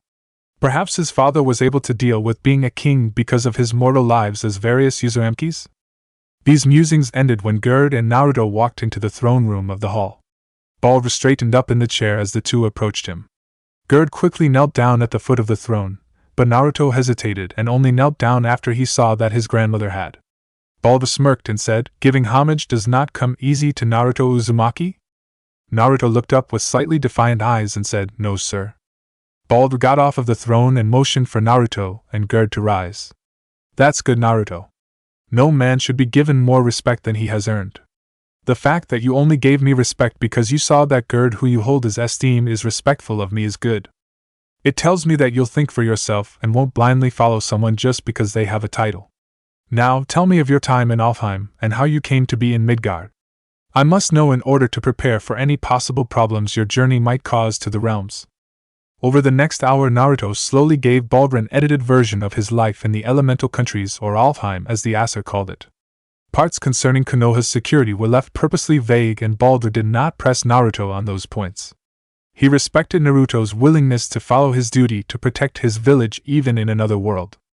Once Naruto had finished talking, Baldur told him to return to Gerd while he thought over what he had learned. Baldur sat back in the throne, closed his eyes, and carefully weighed everything that Naruto had revealed. After several anxious moments of silence, Baldur made up his mind and opened his eyes. He got off of the throne, walked towards the duo, and gently put a hand on Naruto's shoulders. "You have brought great honor and prestige to your bloodline, Naruto Uzumaki. We have had very few warrior princes among the Once in recent centuries, and your actions place you at the head of that group in glory and deed. Were it not for your commendable loyalty to Konoha, I would name you as a House Carl of Asgard, which is the highest honor I can bestow on an Once. As this would place you in a conflict of loyalty, I will not do so. However, your deeds command a suitable reward for passing challenges of such stature. Furthermore, it is expected that as King of Asgard I provide all Once a gift in recognition of their passage into manhood, and to help them succeed in life. You are recognized as an adult in your homeland and would be recognized as one on Midgard as well if your mother had not manipulated the Bifrost as she had to bring you from Alfheim. But the question of a suitable gift for you is a difficult one." Baldur wasn't sure what he should give Naruto. Usually, he or more often his father would have given an Once a well-forged cold iron weapon or armor to complement their training. However, Naruto already had several celestial bronze weapons and armors from his mother which were also altered with seals. Celestial bronze was typically weaker than cold iron, but the seals more than made up for the comparative weakness between the two metals. The only weapons or armors in the armory that were superior to what Naruto had were the rune-inscribed master-forged pieces by the dwarves which were reserved for the Aesir because of their exorbitant cost. Besides the uproar giving an ounce such a weapon would cause, it would be poor form for Baldur to give Naruto a gift comparable to what he already had, as this gift was supposed to help him and showcase the young man's great deeds. Inspiration suddenly came to Baldur, and he smiled. Naruto, as king pro tempore of Asgard, I bequeath to you the young foal of Sleipnir which was born a few months ago. This young colt is just about ready to be ridden for the first time and named. Baldur turned to a Valkyrie and said, "Bring the colt in question here." A few minutes later the Valkyrie led a young black-coated 8-legged horse into the throne room. Baldur took the harness from the Valkyrie, and then handed it to Naruto. Baldur smiled and said, "Like his father and brothers before him, this colt will be able to carry you across land, sea, and air from anywhere in the lands of the living to the land of the dead once he has finished growing. He won't be as fast as his father Sleipnir, but he will still be able to carry you at supersonic speeds. With this steed, it will be easy for you to visit Asgard from your home on Midgard. Now, what shall you have him named Naruto?" Naruto looked at the horse again, admiring the power and beauty of the steed. His eyes were soon drawn to a patch of white on the horse's forehead, which was the only different color on the colt's coat. The patch reminded Naruto of the side profile of a cow's head, causing him to blurt out, "Bucephalus." The horse turned to look Naruto in the eye with a questioning gaze. Naruto smiled and said, "Yeah, that's your name, Bucephalus. I got it from that patch on your coat that looks like an ox's head." The horse seemed to think about the name for a moment before Bucephalus nodded in acceptance. While Naruto and the newly named Bucephalus were bonding, Baldur was nodding his head in approval. Bucephalus was a good name for the colt even if it came from a different realm. The Aesir wondered if Naruto remembered that Bucephalus was also the name a conqueror's horse. Most likely the young aunts didn't realize the connection, but it was a good one in Baldur's mind. Once the two had a chance to bond, Baldur spoke to Naruto again. "Naruto Uzumaki, I wish for you to use a bit of discretion about who you share knowledge of us, and just how much information you share. Your mother deserves to know about her kin in Asgard, but I ask that you keep it between yourselves for now when it comes to the other Olympians. Feel free to talk with the regents about us, as Asgard has a good relationship with them. Now, why don't you follow Lin here to the riding range so that you can learn how to ride Bucephalus?" Naruto nodded his head and quickly followed the Valkyrie out of the throne room with Naruto leading Bucephalus. Once they had left the room, Gerd turned to Baldur and bowed her head. "Thank you for giving Naruto permission to reveal Asgard's existence to his mother." Baldur sighed and said, "Hera is an Aesir now as much as she is an Olympian. While I am not sure what this might mean for Asgard in the future, the facts cannot be denied or hidden. They can only be accepted." Life returned to normal for Naruto once he returned to his home in Alaska from Asgard. Well, as normal as life could be for a half-blood with ties to two different pantheons. Bucephalus was quickly moved into the renovated backyard shed, and everyone affected by the mist thought nothing of Naruto owning a horse.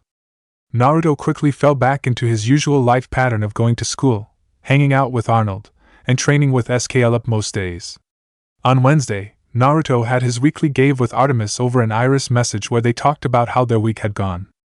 On Saturday, Naruto was visited by Hera so that they could spend their usual time playing games or simply hanging out. The only major change in Naruto's life was on Sunday when Suna visited him for about an hour or so in order to teach him about the North. The first time Suna visited Naruto had been a major shock to the seemingly young ninja. He had been out training with SKL trying to get the wily and perverted old animal spirit to start explaining about the corruption and the other facts that the Aesir had hinted the spirit knew. Naruto was just about ready to do a modified version of his harem jutsu on SKL when Suna drove onto the field riding her golden motorcycle. Apparently, Suna had requested Gerd that she could handle Naruto's training on northern matters. She apparently felt responsible for his well-being as she was the first Aesir to discover his existence. Naruto quickly agreed since he was never one to turn down help in training, while SKL started giggling perversely and muttered about how he never thought of that interpretation before. Naruto wasn't the only one who had been learning about the North. Hera had quickly been informed about the Aesir and her own connections to the Northern Pantheon. Despite her protests, the goddess had fainted when she heard the news, and Naruto had the photos as proof. Hera was still trying to cope with the new knowledge Naruto had given her even after a couple of months of knowing about Asgard. On the one hand, Hera was ecstatic about having parents who actually gave a damn about her. Kushina's childhood memories of Natsu and Urza were among her most precious memories. On the other hand, she was worried what the knowledge of another pantheon would do to Olympus if it became public knowledge. None of that mattered to Naruto at the moment because he was riding Bucephalus on the ocean barely out of sight of the shore. The eight-legged steed galloped over the water as if he were using the water-walking jutsu from the elemental countries. Naruto had a slightly crazy grin on his face as he felt the icy winter ocean breeze hit his face at over 70 miles an hour. Bucephalus thundered over the waves unbothered by the wind or the rolling waves. The mystical horse kept running and running. A faint rise appeared on the horizon near shore, and Naruto pulled out his binoculars. The young shinobi quickly confirmed the lighthouse's presence that he had been using as a marker for this route within range. Naruto waited until Bucephalus reached the point where the steed was perpendicular with the lighthouse and the road behind it. He checked his watch, and then slowed Bucephalus to a rest. Once the eight-legged horse was standing on the waves, Naruto pulled out a notebook and recorded the time.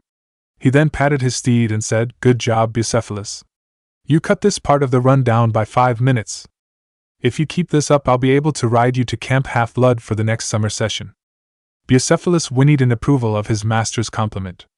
No one and nothing else but him was going to transport Naruto anywhere if Bucephalus had anything to say about it. The son of Sleipnir had quickly proven to be a spirited and prideful mount, refusing to let anyone else besides Naruto ride him. This hadn't been too much of a problem because there wasn't exactly a long list of people who knew how to ride a horse who were also small enough for the young colt to carry. A presence flared in Naruto's senses just as he was about to lead Bucephalus around so that they could go back the way they came. Naruto instantly grabbed some shuriken from his leg holster and prepared to charge them with his wind chakra. He anxiously watched as a green-skinned teenager emerged from the waves holding a trident in his hands with a twisted conch shell hanging around his neck.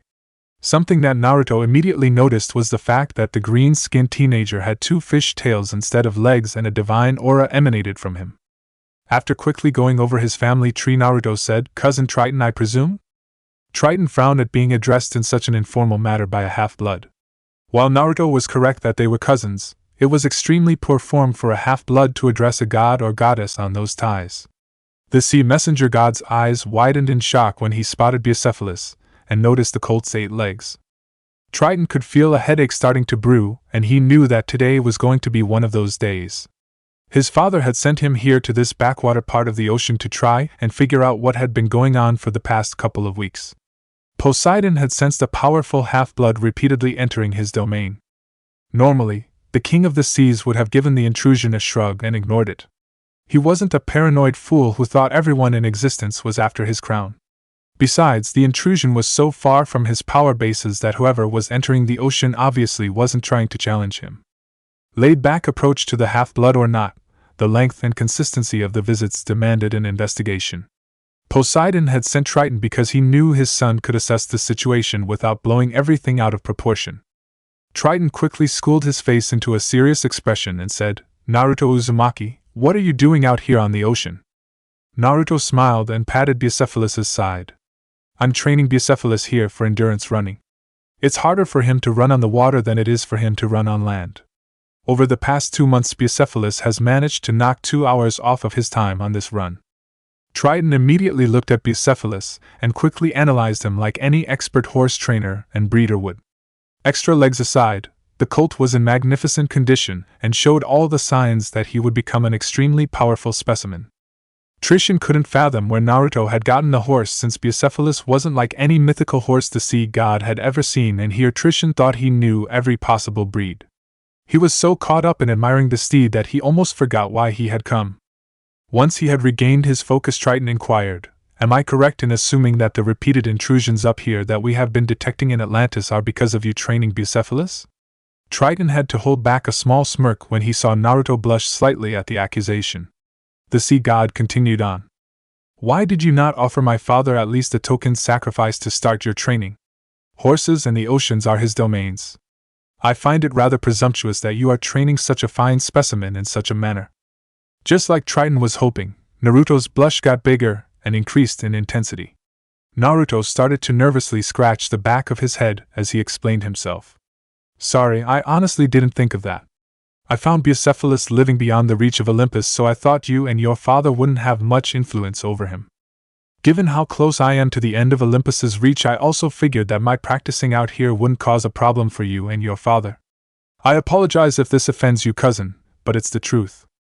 Triton nodded his head in acceptance. Naruto's reasons were sound enough. The only reason why he was even here was because of how regularly Naruto trained his horse. Triton quickly said, "Very well, Naruto, I accept your reasons for why you've done your training in this manner. My father Poseidon will be informed of your activities and this matter will be closed. However, to prevent the need for further investigation, I insist that you announce your intentions to train Bucephalus on the ocean each time your training enters my father's domain." Naruto nodded his head and said, "No problem, Triton." The half-blood shinobi paused for a second and then said, "Hey Triton, do you want to go get a burger? It will be my treat for making you come out here to investigate me. There's this small mom and pop burger joint just a few minutes from the shore which has absolutely wonderful burgers and great milkshakes as well." Triton blinked his eyes in surprise. Half-bloods didn't invite gods or goddesses to hang out with them or offer to buy them food. It just wasn't something that was done. Usually, gods or goddesses only hung out with mortals or half-bloods if they were trying to woo the person as a conquest. Triton was a bit out of his depth with the concept of simply spending time with a half-blood as friends or family, as Naruto was implying.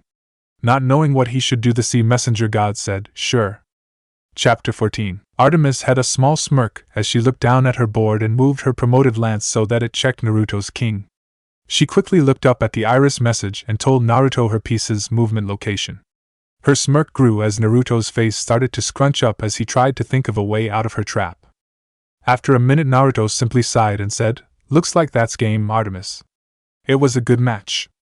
A small smile appeared on Artemis's face and she replied, "Same here, Naruto. I would like to stay and chat, but I have some duties to attend to at the moment. I look forward to our match next week." Naruto nodded his head and replied, "Same here, Artemis. I'm also looking forward to our next match and I hope that your duties won't be too stressful for you. Goodbye for now." With that said, Naruto ended the iris message. Just as Artemis was about to turn off her fountain, Iris switched the view over so that the rainbow goddess was looking at Artemis. Iris had a knowing smirk on her face as she parroted back Artemis's words to the goddess. "I look forward to our match next week. Can you get any more obvious, Artemis? Seriously, the only way you could be more obvious that you're interested in Naruto would be to hang a sign behind you saying 'My place at 10' while wearing something from Victoria's Secret. That is completely uncalled for, Iris." Artemis snapped at the goddess with her cheeks flushed from embarrassment and rage. The maiden goddess focused on her outrage at Iris's comment in order to keep herself from having a mental breakdown at the thought of her and Naruto doing something like Iris implied. Tartarus, she was working up the nerve to kiss Naruto by the end of the next summer session at camp, and the winter solstice meeting was going to be held in a few hours. Not making out or even a kiss on the mouth, mind you, she was working up the nerve to just kiss him on the cheek months from now. Iris chuckled and brushed off Artemis's rage. The closet hippie goddess found watching Naruto and Artemis's bizarre courtship to be more entertaining than her soaps. "I don't think so, Artemis. Your boy toy seems to be unusually dense when it comes to relationships. I mean, he should have picked out that there is something odd about a goddess wanting to spend time with a lowly demigod, as some of the more pompous goddesses would put it. The fact that the goddess in question has a long-standing reputation as a fiercely independent ball-buster and man-hater should have clued Naruto into the fact that you want something from him." Unable to stop herself, Artemis brought her hands to the sides of her head and started to massage her temples. How was it that her nature as the goddess of maidens and her protection of maidenly honor got popularly transformed into this feminist bitch-like one-dimensional character? She only ever retaliated against men who had acted as slime. Maybe having Actaeon's dog stir his transformed self to death was a touch excessive. But in her defense, she had trusted him, and he betrayed that trust by spying on her while she bathed and then tried to rape her. Apparently the thought that a girl wouldn't just lay there and take it from a guy frightened most men more than they wanted to admit. Artemis looked at Iris and said, "Naruto makes a point to not judge someone simply on what he has been told about the person. He actually forms his own opinion based on what he sees in a person, and so far Naruto has proven to be an unusually good judge of character." Iris nodded her head as she had observed that quality in Naruto as well when she watched the couple's weekly games. Fleecy was actually a little annoyed because these were the only calls that Iris had reserved for herself. A serious look appeared on Iris's face as she spoke. All kidding aside, Artemis, I'm starting to get worried for you, as are a decent number of nymphs and other goddesses. Naruto might have only turned 13 a few months ago, but the clock is ticking for you. Now, I'm not into hebephilia or suggesting that you get into it as well. Aphrodite is the only goddess I know who would think about having relations with someone as young as Naruto currently is, and that's only because she'll try to sleep with anything that moves. The tone of Iris's voice became heavy with worry. 18, Artemis, you only have until Naruto is 18 years old to marry him. You've got less than 5 years left, and only 2 years if you wait until he's 16 to try dating him like most goddesses do. It would be one thing if you just had to have a one-night stand with him, but for marriage that's not much time at all. The fact that this is your first attempt at a romantic relationship only makes it more difficult. Artemis quickly cut in with an annoyed tone. And your point is, Iris? She was well aware of the time limit she was operating under in order to save her hunters. Artemis couldn't go a day without thinking about it. Thank you very much, and she did not need another goddess throwing those facts in her face. A nervous and uncertain look appeared on Iris's face as she continued. I wouldn't even suggest this if it wasn't for how drastic your situation is, Artemis. But have you thought of tricking Naruto into marrying you? I mean, you could arrange for Naruto to stumble on you bathing and give him the option of either marriage or death. Something similar worked for that mortal Gyges of Lydia to get him on the throne. The thought of doing something in that manner to snag Naruto as her husband actually had crossed Artemis's mind before. However, she had totally rejected the idea because of several reasons. Chief among them was she wasn't about to be like her father and win her spouse through trickery. Far too many maidens had been trapped in an unwanted marriage through trickery for her to seriously think about using such a stratagem. Besides, Artemis was pretty sure that she wouldn't be able to work up the nerve to expose her body so such a strategy could work. Artemis looked at Iris and said, I will get Naruto as my husband without resorting to tactics such as that. Now if you'll excuse me, I have to get ready for the winter solstice meeting. Artemis turned off her fountain and started to prepare for the meeting. She pushed her conversation with Iris out of her mind for the moment. She was the goddess of the hunt, and there was nothing that could escape her when she wanted to ensnare her prey, even if the prey in question was the heart of a young man. Tsunade was unsettled to once again find herself in the void where she had encountered Kushina almost a month ago. That brat was just as big of a pain in her ass as her son is, and she was before Tsunade thought she had died. The fifth Hokage glared out into the void and yelled, Show yourself, Kushina. This has your name all over it. Hera appeared in her dual state form in front of Tsunade with a smirk on her face. You know you're lucky I'm meeting you with my human nature merged into me, or you would be in a world of pain. Tsunade sends you. Fear of the gods is considered a virtue in my realm for a very good reason. Very quickly Tsunade shot back, It's kind of hard to fear someone who you had to check for monsters underneath their bed. Hera nodded her head, recognizing Tsunade's win in their little verbal sparring match. The dual-natured goddess then got to heart of why she was here. First off, you'll be happy to know that Naruto arrived in my realm safe and sound several years ago by how we reckon time.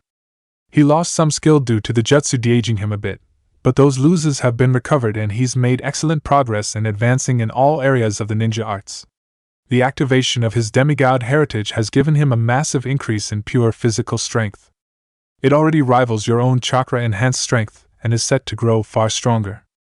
Just as Hera had hoped, Tsunade started to feel a migraine coming as she imagined all of the paperwork she'd have to handle when Naruto returned. The brat had already been hard on the training grounds for a shinobi of his abilities. With the kind of strength Kushina was telling her he had, the resulting paperwork would grow exponentially. Hera smirked as Tsunade started to massage her temples. No one ever got one over Hera for long. Hera then pressed on as she said, I wish for you to give Naruto permission to train other demigods and certain members of our support system for demigods in chakra usage and the basic shinobi arts.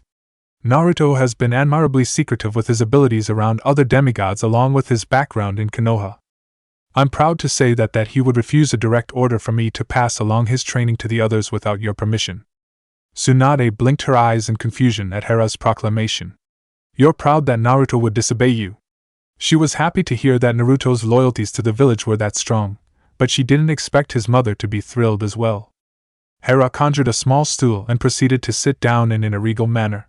You forget, Tsunade, that my mortal self of Kushina Uzumaki was a shinobi of Konoha. Her sense of loyalty and duty is mine. Furthermore, in my realm I am Hera, the goddess of marriage. Loyalty and commitment are part of the foundation to a successful marriage. Naruto committed himself to obeying the laws of Konoha and the Hokage's orders when he became a ninja. I'm proud that he has kept his commitment even though he is far from Konoha. Besides, how could I hope to trust him at all if he could break his oath to Konoha on my orders? Kushina, or rather Hera, had raised an excellent point to Tsunade. How could anyone trust Naruto if he couldn't keep his word when things got difficult?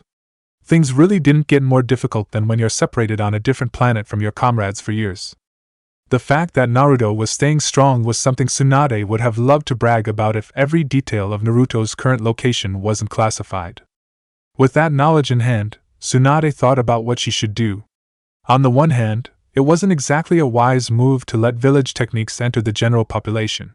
On the other hand, it wasn't like Konoha's rivals could learn the techniques given that it was apparently almost impossible to travel between planets. Then there was the fact that Naruto and Hera were related to the demigods, which meant that they were a clan of potential allies.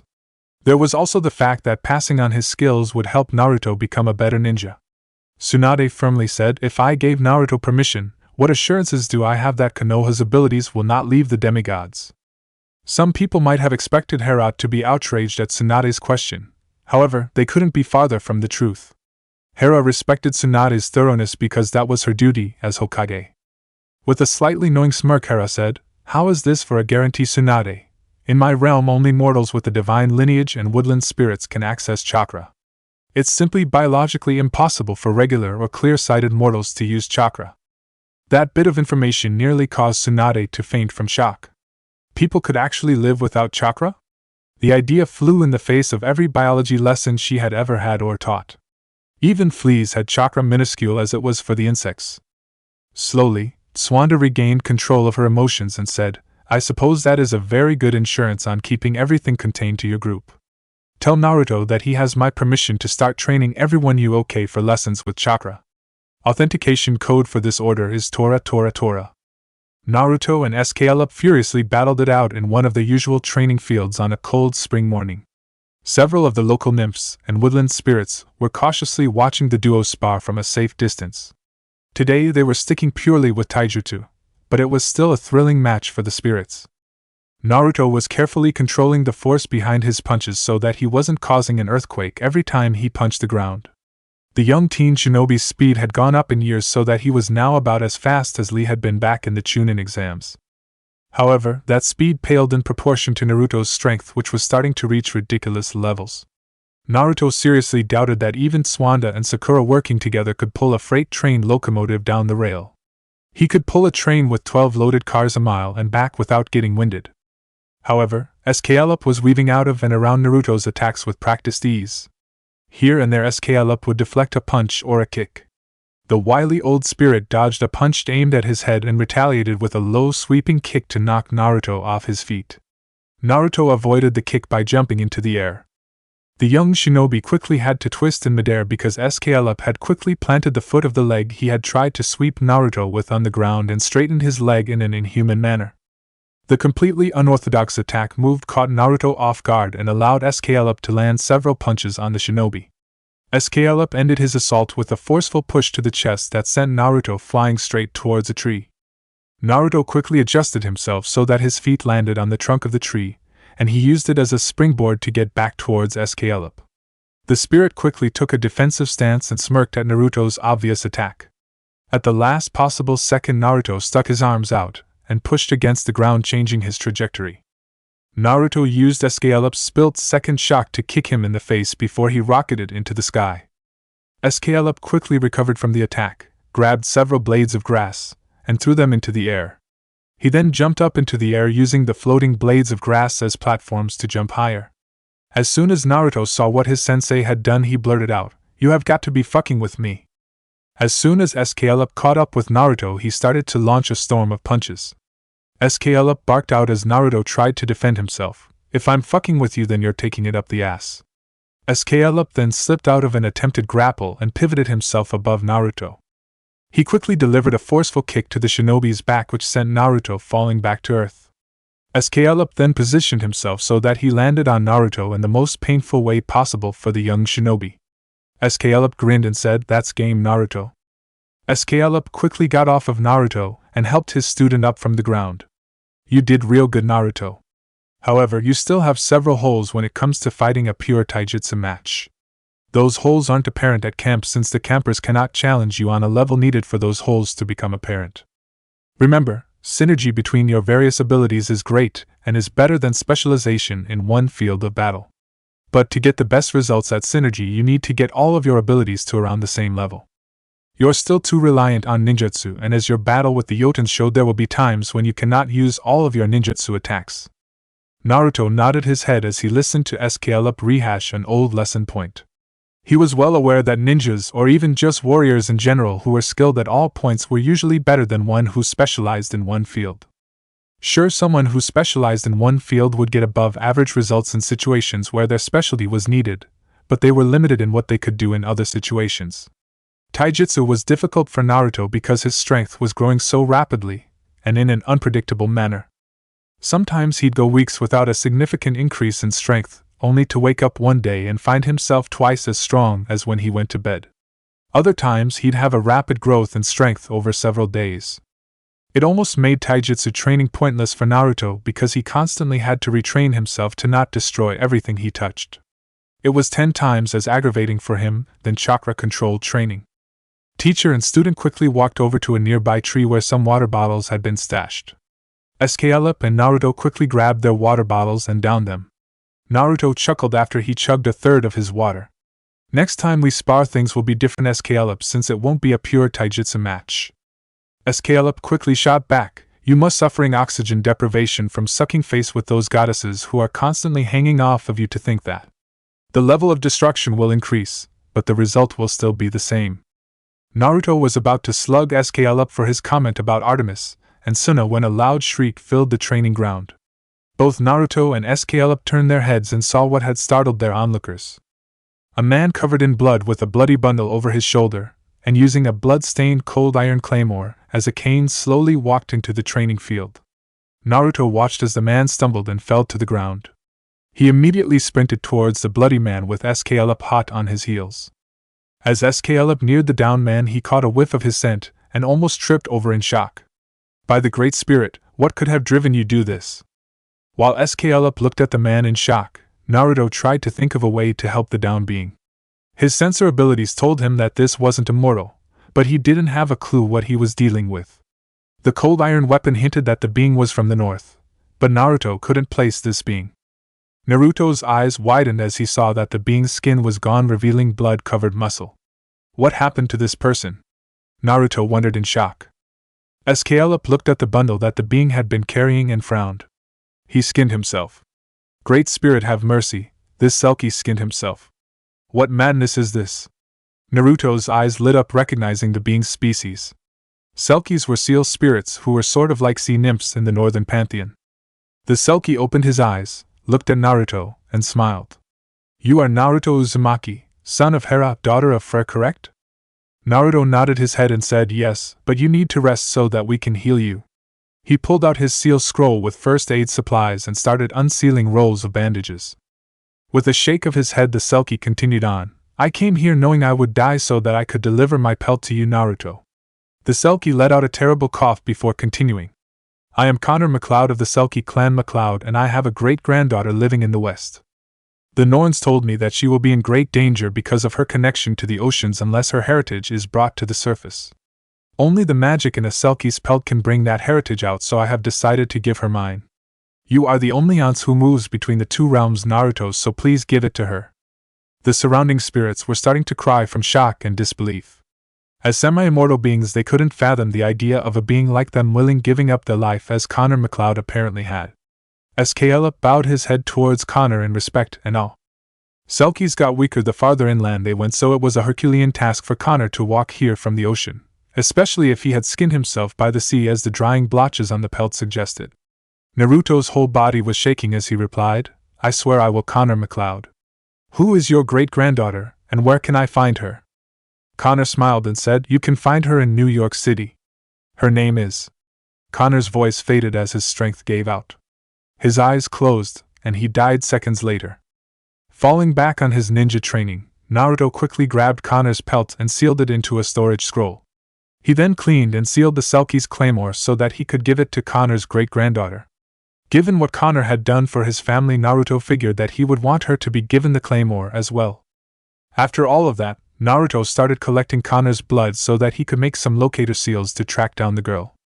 3 days later, Naruto, Escalip, Hera, Arnold, Valerie, and several dozen spirits of different sorts were gathered by the sea. Escalip had carefully hidden himself under the disguise of a minor woodland spirit, and was staying as far away from Hera as he could. The group was standing near a carvey which Naruto had frantically built with Kage bunshins over the past 3 days. Inside the carvey lay the remains of Connor MacLeod along with a small bag of hack's liver that Naruto had offered up. Naruto turned to look at the assembled group and said, "Thank you all for coming here today." He paused for a second and then said, "Like most of you here, I barely knew Connor MacLeod, having met him as he was dying. His dreams, his hopes, his favorite foods, and a host of other things that made him who he was are unknown to me. However, what I do know about him lets me know that he was a good man and that I am poorer for not knowing him as a friend." Tears started to form in Naruto's eyes as he continued. Connor heard that one of his family will be in danger if she does not receive special aid. He willingly gave up his life to give her a chance to stay safe. That says it all right there about the man and leaves us all wondering if we will have the strength to make a similar sacrifice if we are placed in a similar situation. A moment of silence descended on the group as everyone waited to see if anyone wanted to add anything else to Naruto's short eulogy. Once the silence had continued long enough, Naruto walked over to the carvey and pushed it into the sea. Naruto waited until the carvey was far enough from land and then launched a katon, Karyo Enden, at the ship. The fire dragon jutsu quickly began to consume the vessel, completing the funeral. Slowly the assembled crowd started to break up. Naruto waited and firmly watched as the last burnt planks of the carvey were pulled under the waves. All Naruto could think about at that moment was his promise to Connor to deliver the Selkie's pelt to his great-granddaughter. Even with a blood-tracking seal, how was he supposed to find one person in New York City? Naruto wasn't about to give up, but he wasn't sure if he was worthy of the trust that the Selkie had placed on him. Hera walked over to Naruto and gently placed her hand on her son's shoulders. The goddess had been surprised when Naruto invited her to the impromptu funeral, but felt compelled to do so when she found out the details of Connor MacLeod's death. Kushina had been to many similar funerals for shinobi she barely knew who had died on missions defending a teammate. Hera smiled and said, "Thank you for doing all of this for him, Naruto." Naruto nodded his head and replied, "It's the least I can do. That and completing the quest he gave me." "And you will complete it, Naruto. I have full faith in your abilities to complete that quest when it needs to be completed."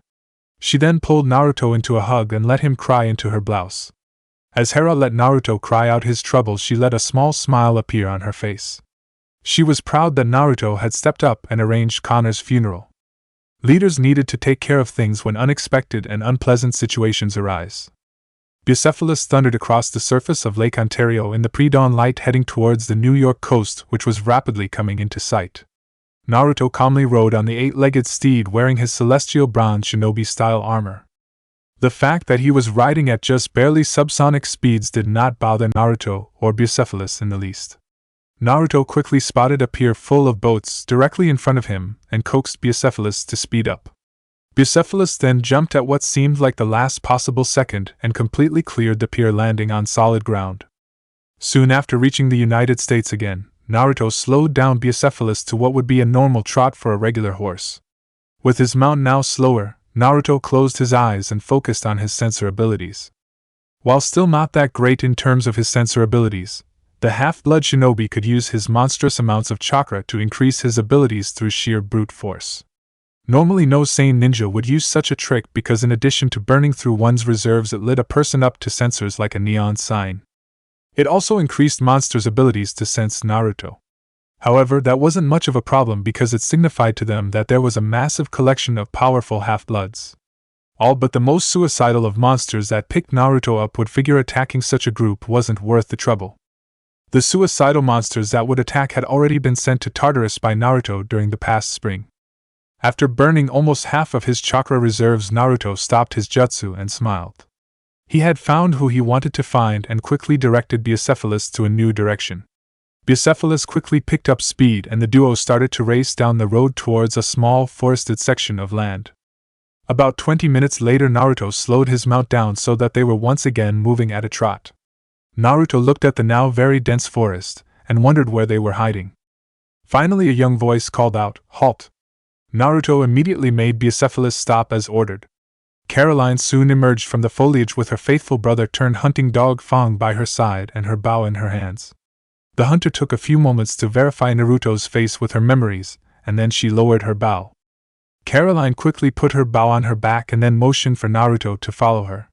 "Be on your best behavior, Naruto Uzumaki. Males are normally forbidden to enter our camp, so my lady is placing a great deal of trust in you to give you the honor of accompanying us for the final leg of the journey to Camp Half-Blood. If you betray that trust or prove unworthy of such an honor, it will be the last mistake you'll ever make." Caroline's threat was completely hollow, even though Naruto didn't know it. If any hunter tried to kill Naruto, it would be the same in Olympian law as if Artemis tried to kill him.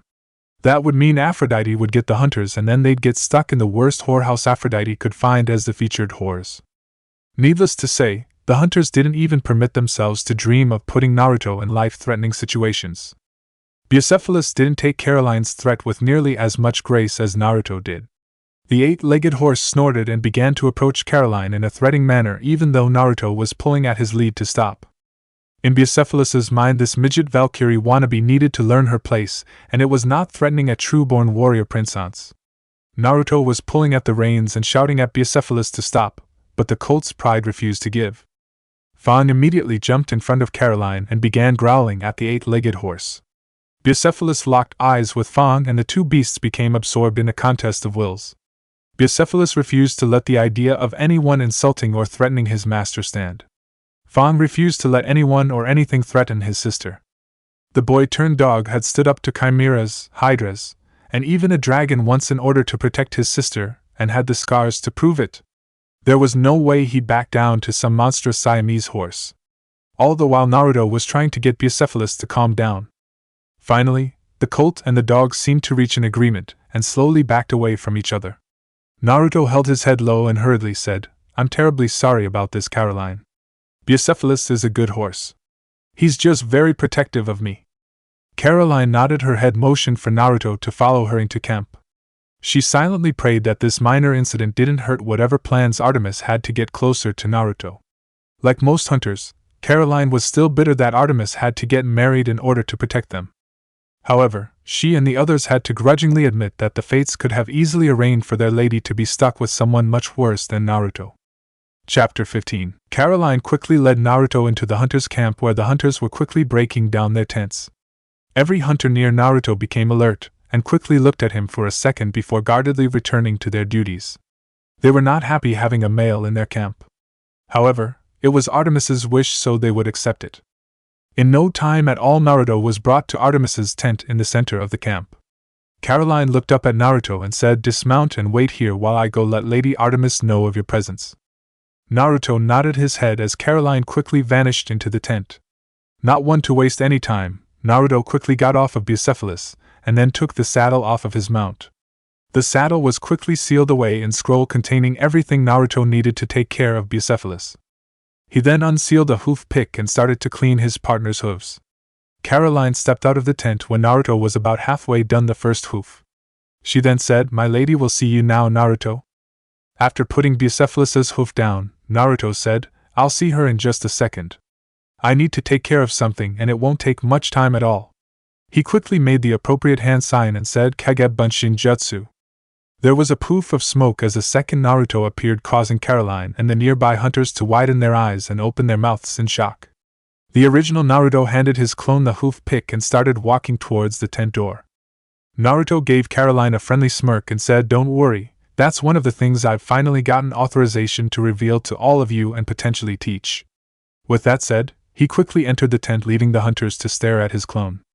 One of the hunters quickly grumbled, "Well, that explains a few things." Her comment quickly drew the attention of several hunters who sent her a questioning look.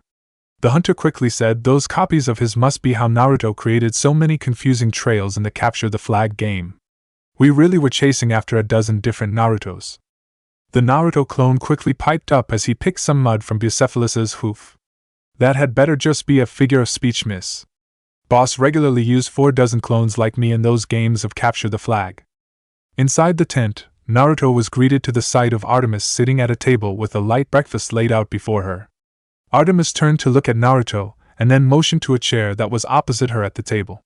Sit and have something to eat, Naruto. Even with how fast Triton claims that usual steed you found in Alaska is, it would have taken you several hours to reach my camp from where you stopped last night. In fact, I was not anticipating your arrival until about 10 a.m.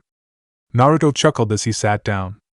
I decided to take off extra early when you invited me to visit you and the hunters before we head to Camp Half-Blood. Since you don't often let others join you on your travels, I figured that making sure I arrived early was the least I could do to minimize any inconvenience this might be for you. Artemis nodded her head in acknowledgement. She had almost found his early arrival to be an inconvenience. Those thoughts ended when she realized that she could use this time to get Naruto closer to her, and she found the thought that he didn't want to inconvenience her a little sweet. In a casual manner, she grabbed a few grapes and ate them. Once she started to eat, Naruto took that as his cue to eat as well. The duo ate in silence, enjoying the comfortable silence and good food. Artemis was slightly nervous throughout the meal since she almost never ate alone with males. Towards the end of breakfast, Naruto broke the silence. How was your hunting this week, Artemis? Huh? Artemis blinked her eyes in surprise and her cheeks started to flush with embarrassment as she realized that she had let her mind wander. She quickly remembered what Naruto asked her and then replied, the hunt went very well for me. It mostly consisted of deer, but the deer population in this area needs to be trimmed down a great deal. While I am grateful that mortals no longer hunt just to kill and leave the animal's body behind or overhunt, I wish that they hadn't shifted so far in the other direction on hunting issues. Even with my hunters and I working constantly to trim the various animal herds, some are getting away from us. That's not to mention that it's getting harder to process the kills in the mystical markets because the glut in it. Naruto thought about what Artemis told him and then replied, would that be why Camp Half-Blood's online website listed a change in its weekly menu from beef to venison? Most Half-Bloods outside the alumni ignored the website as they either forgot about it or didn't want to deal with the frustrating method of getting to the site. Naruto was constantly on the website, since it was a great source of information.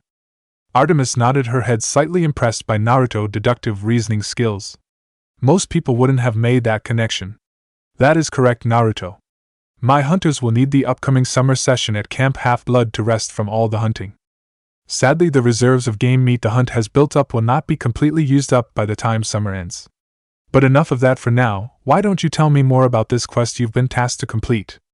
The goddess watched as Naruto reached into a pocket and pulled out a small compass covered in seals. Naruto placed it on the table and said, this compass is my best bet to complete the quest I talked to you about. It will react if I'm within 100 meters of whoever has Connor McLeod's blood in their veins, and will have the arrow glow if they are right in front of me. However, that doesn't do me much good since I'm effectively looking for a needle in a haystack. Furthermore, how will I identify the correct great-granddaughter to deliver the item to if he had more than one in New York City? Artemis frowned, knowing that Naruto had been given a difficult task. She had known that Naruto had a delivery quest ever since Hera had removed Naruto's name from the available pool of half-bloods for quests lasting longer than a day. She then said, my first recommendation for your quest, Naruto, is to narrow your search location. When this spirit said New York City, was he referring specifically to the 5 boroughs, the metropolitan area around New York City, or even the metropolitan statistical area? I have found that woodland spirits tend to be even more imprecise about city boundaries than people who do not live near major metropolitan areas are. Naruto got nervous and he replied, I don't know. Connor was dying when he found me. That's why I don't even know the name of the girl I'm looking for, how old she is, or even what she looks like. The goddess paused to think for a moment, and nibbled on a slice of cheese. Once Artemis had considered Naruto's problem, she said, I recommend that you start your search with the 5 boroughs and then expand your search area if necessary. The real challenge you'll have is creating a dynamic 3-dimensional search pattern to locate this girl. Artemis saw Naruto's confusion and explained the situation to him. When tracking your prey, you have to consider its environment and its life patterns. Urban environments, especially major cities like New York, are three-dimensional. If you don't factor that into your search pattern, you can walk right by the girl because you are on the ground level, and she is in the penthouse of a skyscraper or in a tunnel. Also, there are movement patterns to consider. Some people live their whole lives on a single street, while others constantly travel to widespread locations in the city. While Naruto already knew he had a difficult task ahead of him, Artemis had just clearly pointed out how almost pointless it was. His compass was the only lead he had, and it was very general. Then there was the fact that he'd have to get permission to leave camp to do his search since the quest wasn't a camp-authorized quest. Naruto bowed his head and folded his hands together. Artemis, I know I'm asking a lot here, but can you or one of your hunters please help me out on this task? It was a good thing that Naruto made his request now instead of in 10 seconds because Artemis was about to reach for a glass of milk.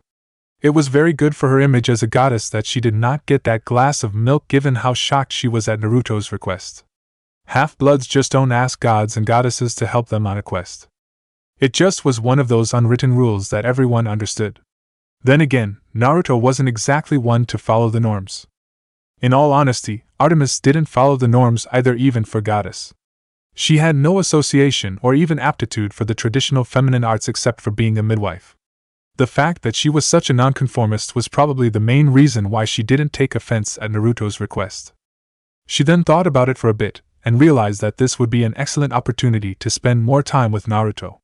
Finally she said, I will help you, Naruto. I do not like to leave a woman in trouble, and this will be a challenging hunt. Chiron stood at his desk in the big house with a frown on his face. For the first time in centuries, a new course was being added to the list of mandatory courses. How Hera had rammed this change through the Olympian Council he couldn't fathom. From what Dionysus had muttered, this new course would drastically increase a half-blood's life expectancy. That alone would normally make Chiron all for this new Nishu course. However, he didn't have the faintest clue what Nishu was or how it was supposed to help his students. The only thing Chiron did know about the new Nishu course was that Naruto was going to be its new teacher. What could a 13-year-old know that no other half-blood knew? Now granted, Naruto could know something unique. Chiron wasn't conceited enough to think that he knew everything a half-blood could possibly learn. But the odds of that happening were about as likely as Demeter staring in a porn video. No, that had technically happened as her latest lover accidentally left his computer camera running during a surprise visit. Perhaps the odds were like Aphrodite retiring to a convent for a century? Wait, she got shoved into one in the 1500s by the Goddesses Association to try and teach her some restraint. It really backfired, and that was all anyone was willing to say on the matter. Damn it! With Naruto's birth and Artemis gunning for him, they had lost the best illusions to an almost impossible event. Before Chiron could turn his musing back towards the new Nishu course, his ears picked up the campers causing a commotion in the camp. Chiron immediately grabbed his bow and quiver, attached them to his back, and bolted out of his study. Once Chiron was out of the big house, he turned and looked towards the source of the commotion. The yearly campers were all looking at the hill near to Leah's tree. As soon as Chiron turned his eyes, he saw what was causing the commotion. The hunters were entering camp again since they were coming for the summer session again. Unlike last year, Artemis timed her arrival so that she had arrived a day before the seasonal campers and during everyone's break period. Every camper and woodland spirit watched as the hunters came to camp riding silver reindeer. Artemis was riding a little in the front of the hunters on the Serenian hind in the form of a beautiful athletic 15-year-old girl. However, the biggest shock to the campers was that Naruto was riding next to Artemis on Bucephalus. A small smirk appeared on Chiron's face as he looked from Naruto and Artemis to some of the young teenage girls among the campers. Naruto could have easily become the summer heartthrob among the younger female campers with his now enhanced good looks along with his established reputation as a kind and smart young man. Intentionally or not, Artemis was scaring away her potential competition by staying close to him and making it look natural for them to be together. She was planting the question of how can I hope to compete with a goddess for Naruto into their heads. Artemis quickly led the hunters over to Chiron and then casually dismounted from the hind. She snapped her fingers to vanish away her saddle from the hind and motioned for the golden-antlered reindeer to return to the forest. While the hind was leaving, Artemis turned to Chiron and said, "My hunters and I will be staying at Camp Half-Blood for the upcoming summer term. Bunking arrangements will be the same for us as they were last year, and I will be taking over the archery classes again." Chiron nodded his head, having anticipated this. Having his niece as a camp instructor had been very beneficial for the camp last year. It's amazing just how much more well-behaved the campers could be when they realized that they had another adult supervisor who actually gave a damn about how they behaved. Chiron quickly replied, "Your cabin is prepared, Lady Artemis, for your and your hunter's stay. Thank you once again for taking time out of your busy duties to help out here at Camp Half-Blood." The next day after the seasonal campers arrived, everyone was assembled in the amphitheater to start the Nishu course. Most of the campers were talking amongst themselves as to what the course could be. All anyone knew was that this course would drastically increase their chances of staying alive. Annabeth and her siblings were eagerly sitting in the second row, and the few open first row seats. The reserved spots in the first row were filled by Artemis, Dionysus, Chiron, and several senior woodland spirits. Ares' children were right behind the members of Cabin 6, also eager to find out about this course. Anything that increased a person's chance of survival had to be a combat skill, and that was something any child of Ares would want to learn. The rest of the amphitheater was filled by the campers and hunters in a fairly mixed seating arrangement. Class started with the tri-pronged kunai being thrown onto the stage and embedding itself on the amphitheater's platform. As soon as the kunai finished being embedded into the floor, there was an orange flash of light. The campers shouted in surprise when the flash ended to reveal Naruto crouching with the kunai firmly gripped in his hand. Naruto had his head bowed slightly so that no one could see the smirk on his face. At the moment, Naruto wasn't proficient enough with the Horatian to use it in a serious spar, let alone a battle. However, his training over the past couple of months to make the compass to track Connor's descendant had given Naruto the skill needed to create a Horatian formula. Just as Naruto had planned, the Horatian had grabbed everyone's attention. Naruto quickly stood up and put away his Horatian kunai. He had spent way too many hours creating the formula on the kunai to risk losing it. Naruto quickly began to speak using the standard voice amplifying jutsu that all academy instructors used. "Welcome to your first lesson in Nishu, or as it's translated into English, the ninja sect. Nishu is a collection of arts passed down in my homeland of the Land of Fire, and its neighbors principally for infiltration, sabotage, battle, and healing. The Horatian jutsu which I used to appear on stage was made famous by my father Minato Namikaze when he used to slaughter hundreds of enemy soldiers within seconds.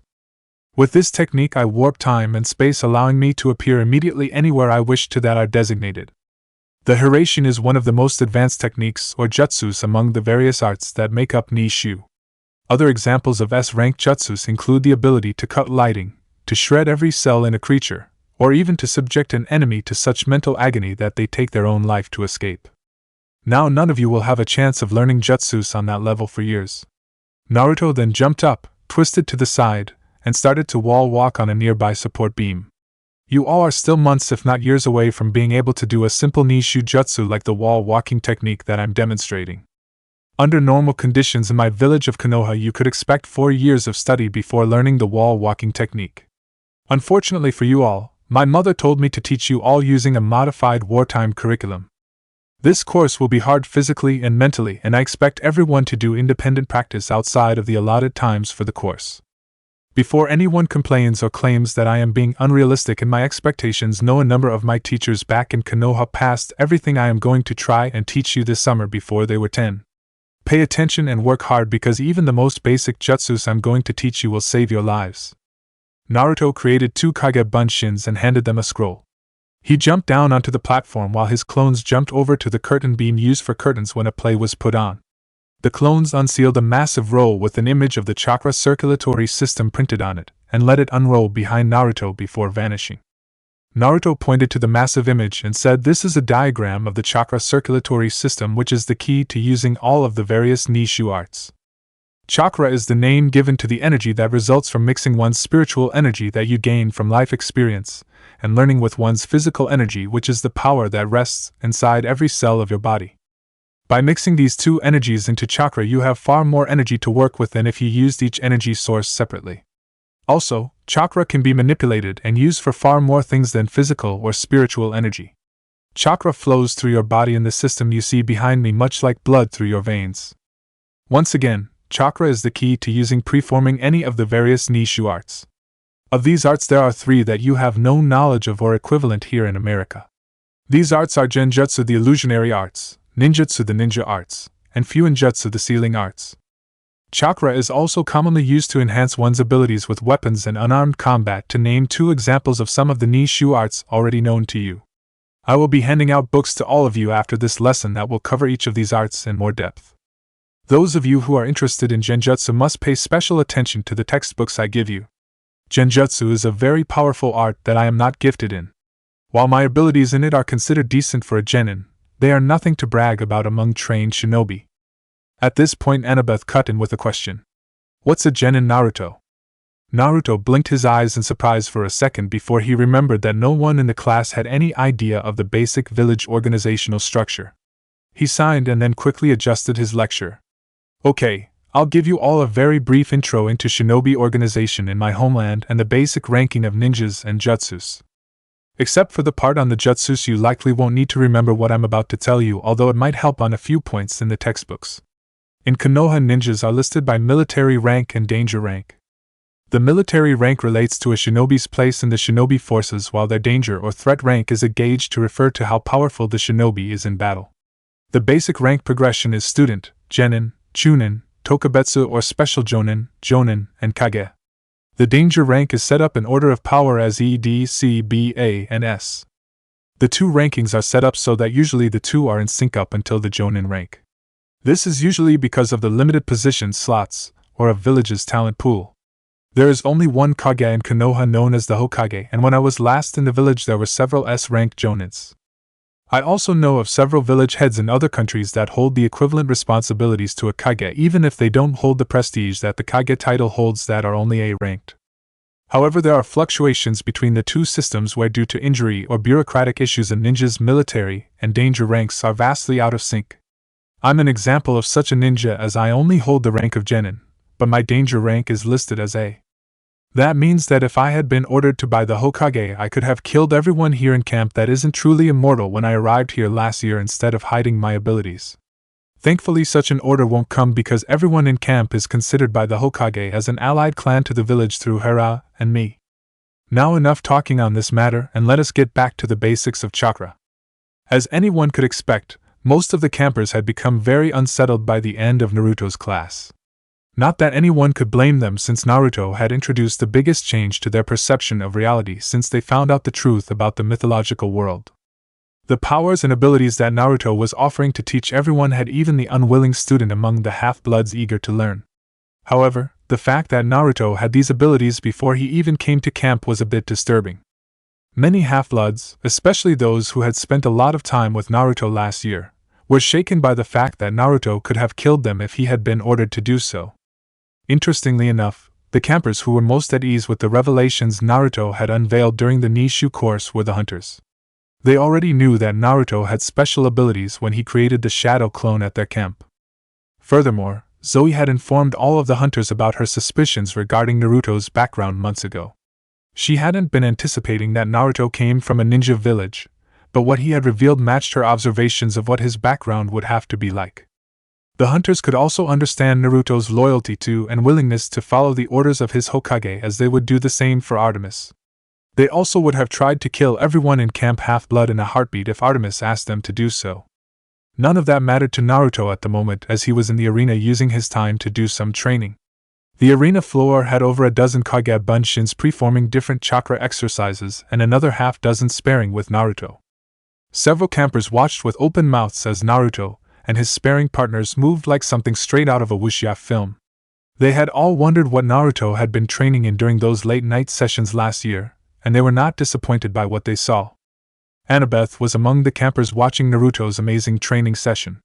She hadn't talked to Naruto since the first Nishu class, but she was trying to sort things out. Last year Naruto had been like a big brother to her. He had checked up on her when Charlie died, and he never treated her like a little girl. It had been wonderful, and she had really been looking forward to that again this summer.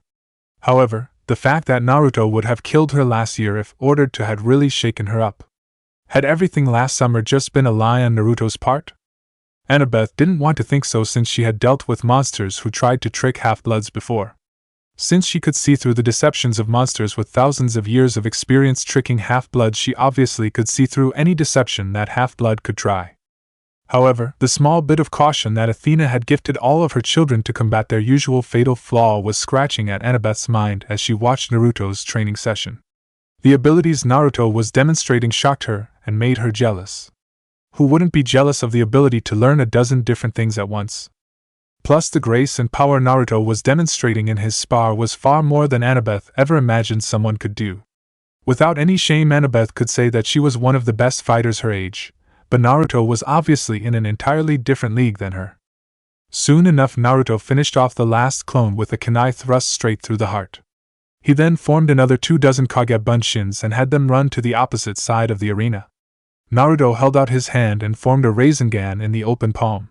One of the clones nodded their head and started to run towards Naruto. As the clone approached, Naruto brought his other hand up to clasp his outstretched arm at the elbow and funneled a blast of wind chakra through his now braced arm. The Rasengan shot away from Naruto's palm at the clone and cut through it. The Rasengan continued on its path until it hit a seal barrier a few inches from the arena wall. Many of Naruto's observers were shocked at the resulting explosion and at Naruto's complete nonchalance at the explosion.